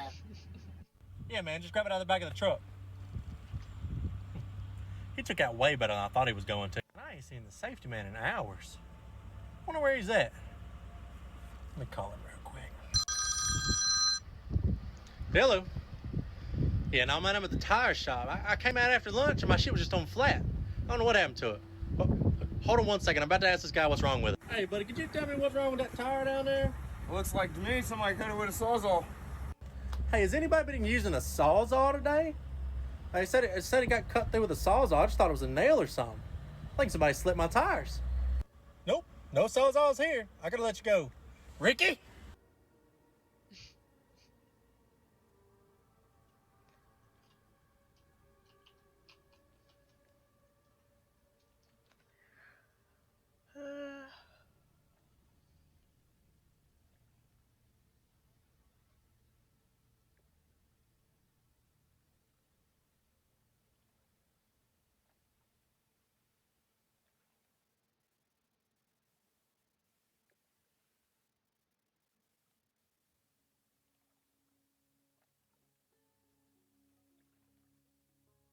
Yeah, this one. 3 more days till vacation. Boy, I'm so ready to get out of this fucking place. You might not want to get too excited, man. I just talked to the office and they're not gonna approve your vacation time. Do what? Well, this is awkward. So when I put in vacation time, I'm not requesting the time off.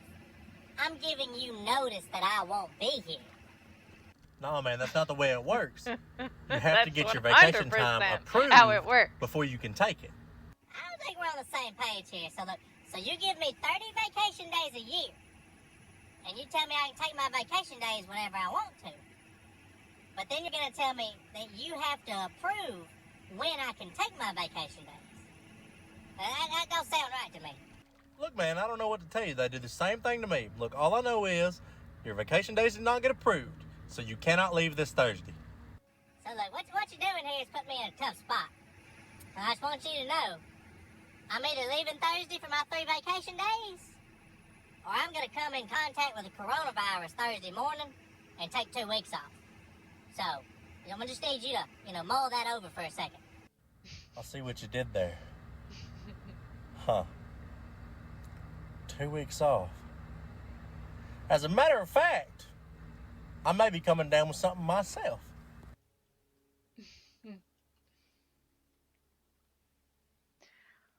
I hate it when places try to do that to you, where you put in like your leave request and they're just like, nope, we're not approving it. And you're just like, oh no, that wasn't a request to you. That was me letting you know that I'm not going to be here that week. Like, sorry.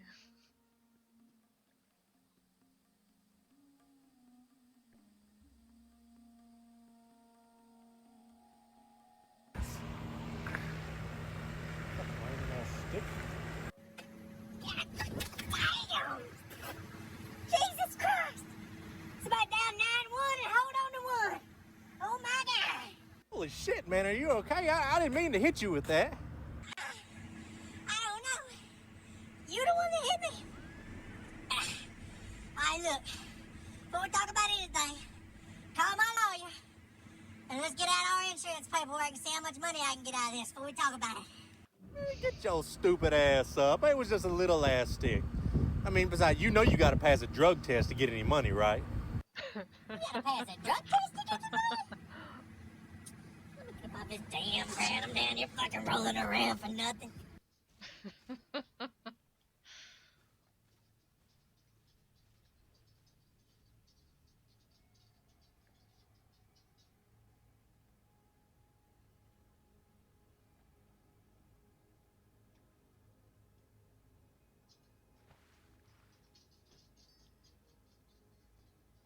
What do you mean we're not going to be able to get an electrician for 2 days?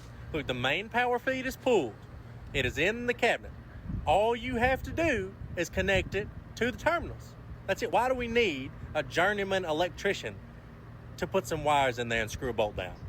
Would you quit hollering? I'm trying to take a break over here and you are ruining that shit. What's wrong with you? Look, man. We're going to have to stay here a couple extra days. We're not going to be able to go home. We've got to wait 2 days for a fucking electrician to come, put a wire in a hole, and screw a bolt down. Oh, hell no. I ain't staying here 2 more days. I'm trying to go on vacation. Okay, look. I'll go put the wires in. I didn't know you could do electrical work. Oh, yeah, man. I got a roll of black electrical tape in the bottom of my toolbox right beside some wire nuts. And look at this, right? So I can come to work for 10 hours in a day, fuck off for 9 of it, and barely get something done in the last hour. I'm practically a master electrician. Sounds qualified enough to me. As long as I ain't got to stay here 2 more days and I can go home, I don't give a fuck what happens. Let me know when it's hooked up. Hey, boss man, so look, things were going great until they weren't. Remember how you said you didn't give a fuck what happened as long as you didn't have to stay here for 2 more days? Well, they definitely want us to leave. I can tell. What do you mean things were going great till they weren't? What happened? Didn't you tell me you were like a fucking master electrician or some shit? Well...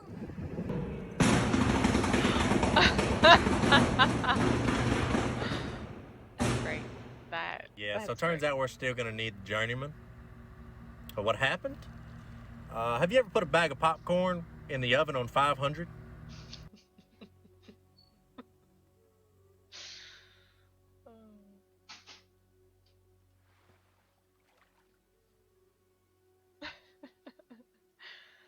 Yeah, that's what he said in one of the videos we watched.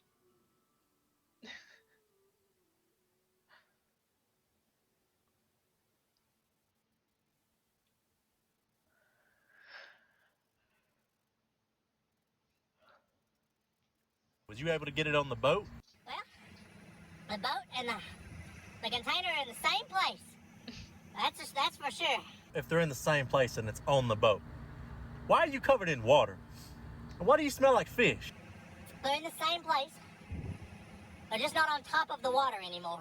I mean, everything started good.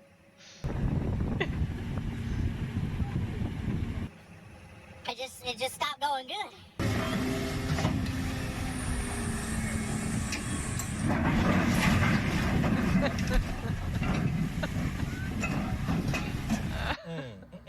No.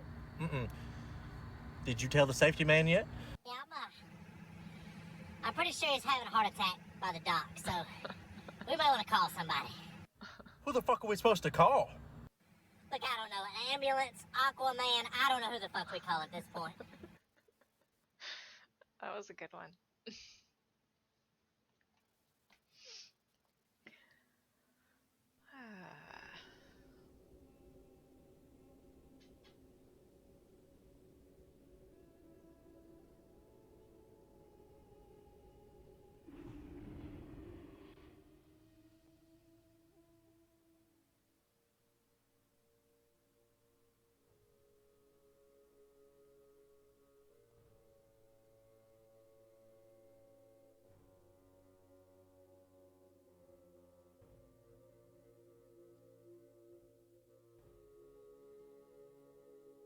I wonder what Ricky's doing today.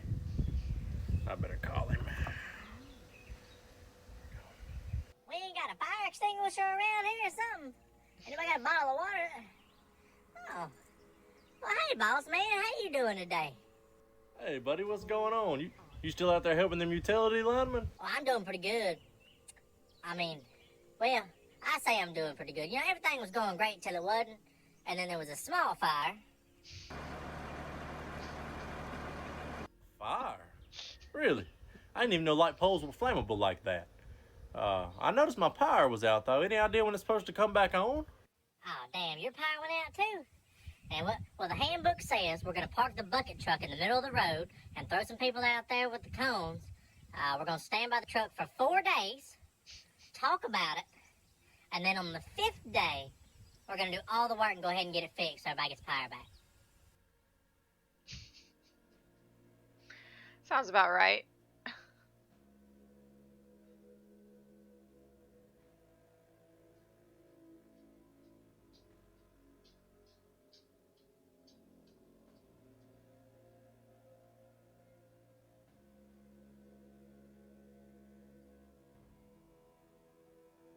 Yeah, the Pablo ones Who the are fuck good. is that coming in the gate over there with the police light on top?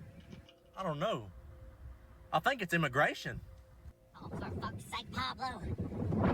Pablo, where are you at? You're in the Mini? Stay in the Mini. It's not fast enough to get away. I'll get you. Never get away in the Mini. It's too slow. You gotta tell him to run for it. Don't worry. I've got a plan. Hello there, officer. How you doing today?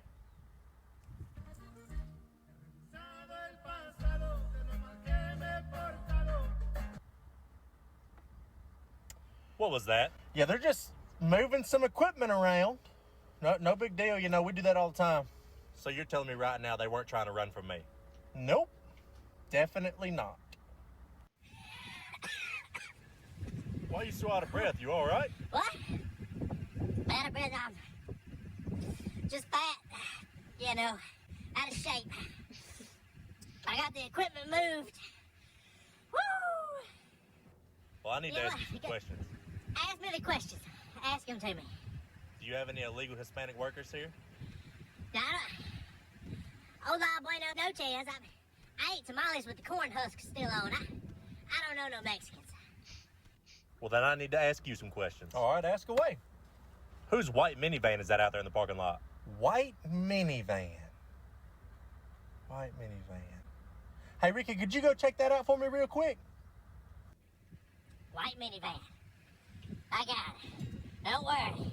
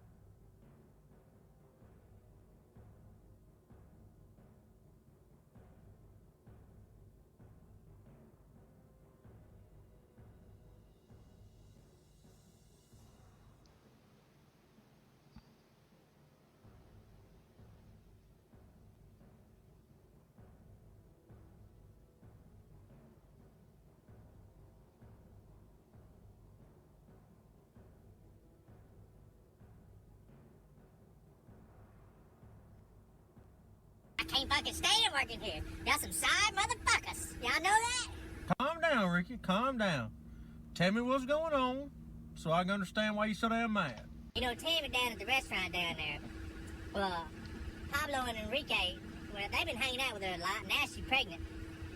And I guess they playing baby daddy roulette or something. I'm not real sure what the fuck they doing, but, it all comes down to she had to leave work, so now I can't get my fucking coffee like I like it. And then Pablo gonna tell me that he don't give a fuck about my coffee. All right, and how'd you respond to that? Well, naturally I was angry, so I let him know real quick like that I ain't running no KFC, but he can get this fucking two-piece if he wants some.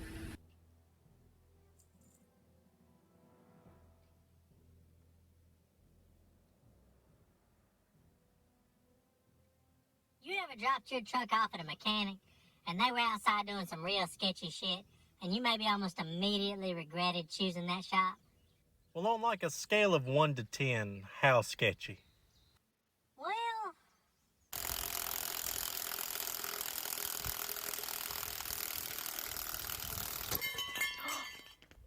I'd say about a solid 8 out of 10 on the sketchograph.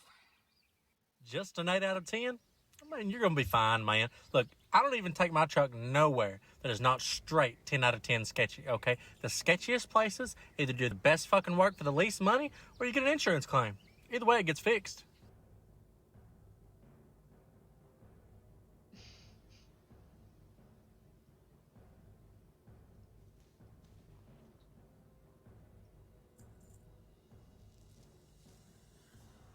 Alright, I'm just gonna be posting the last of this stuff on the auction house. Then I'm gonna go to bed. So, yeah.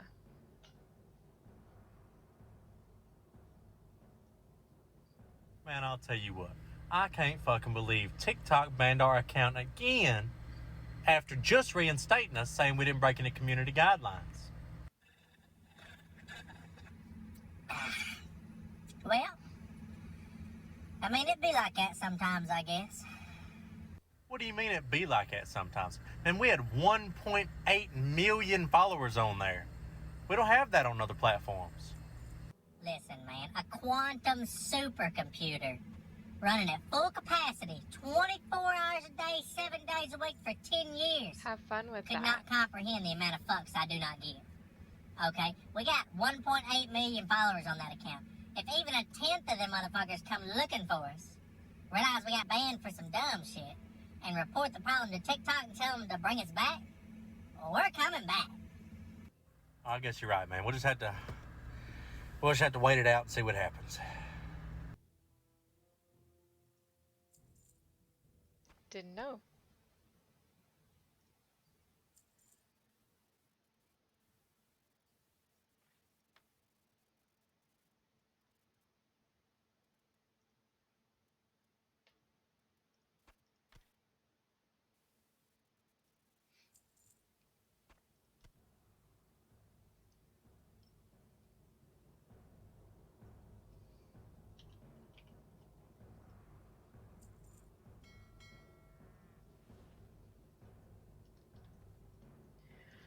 Alright, well, I had fun tonight.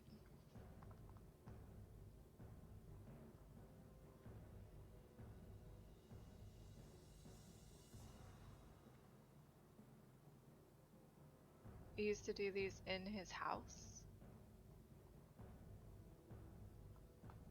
Yeah. I didn't know he got banned from... That doesn't make any sense. On the banned account. Oh.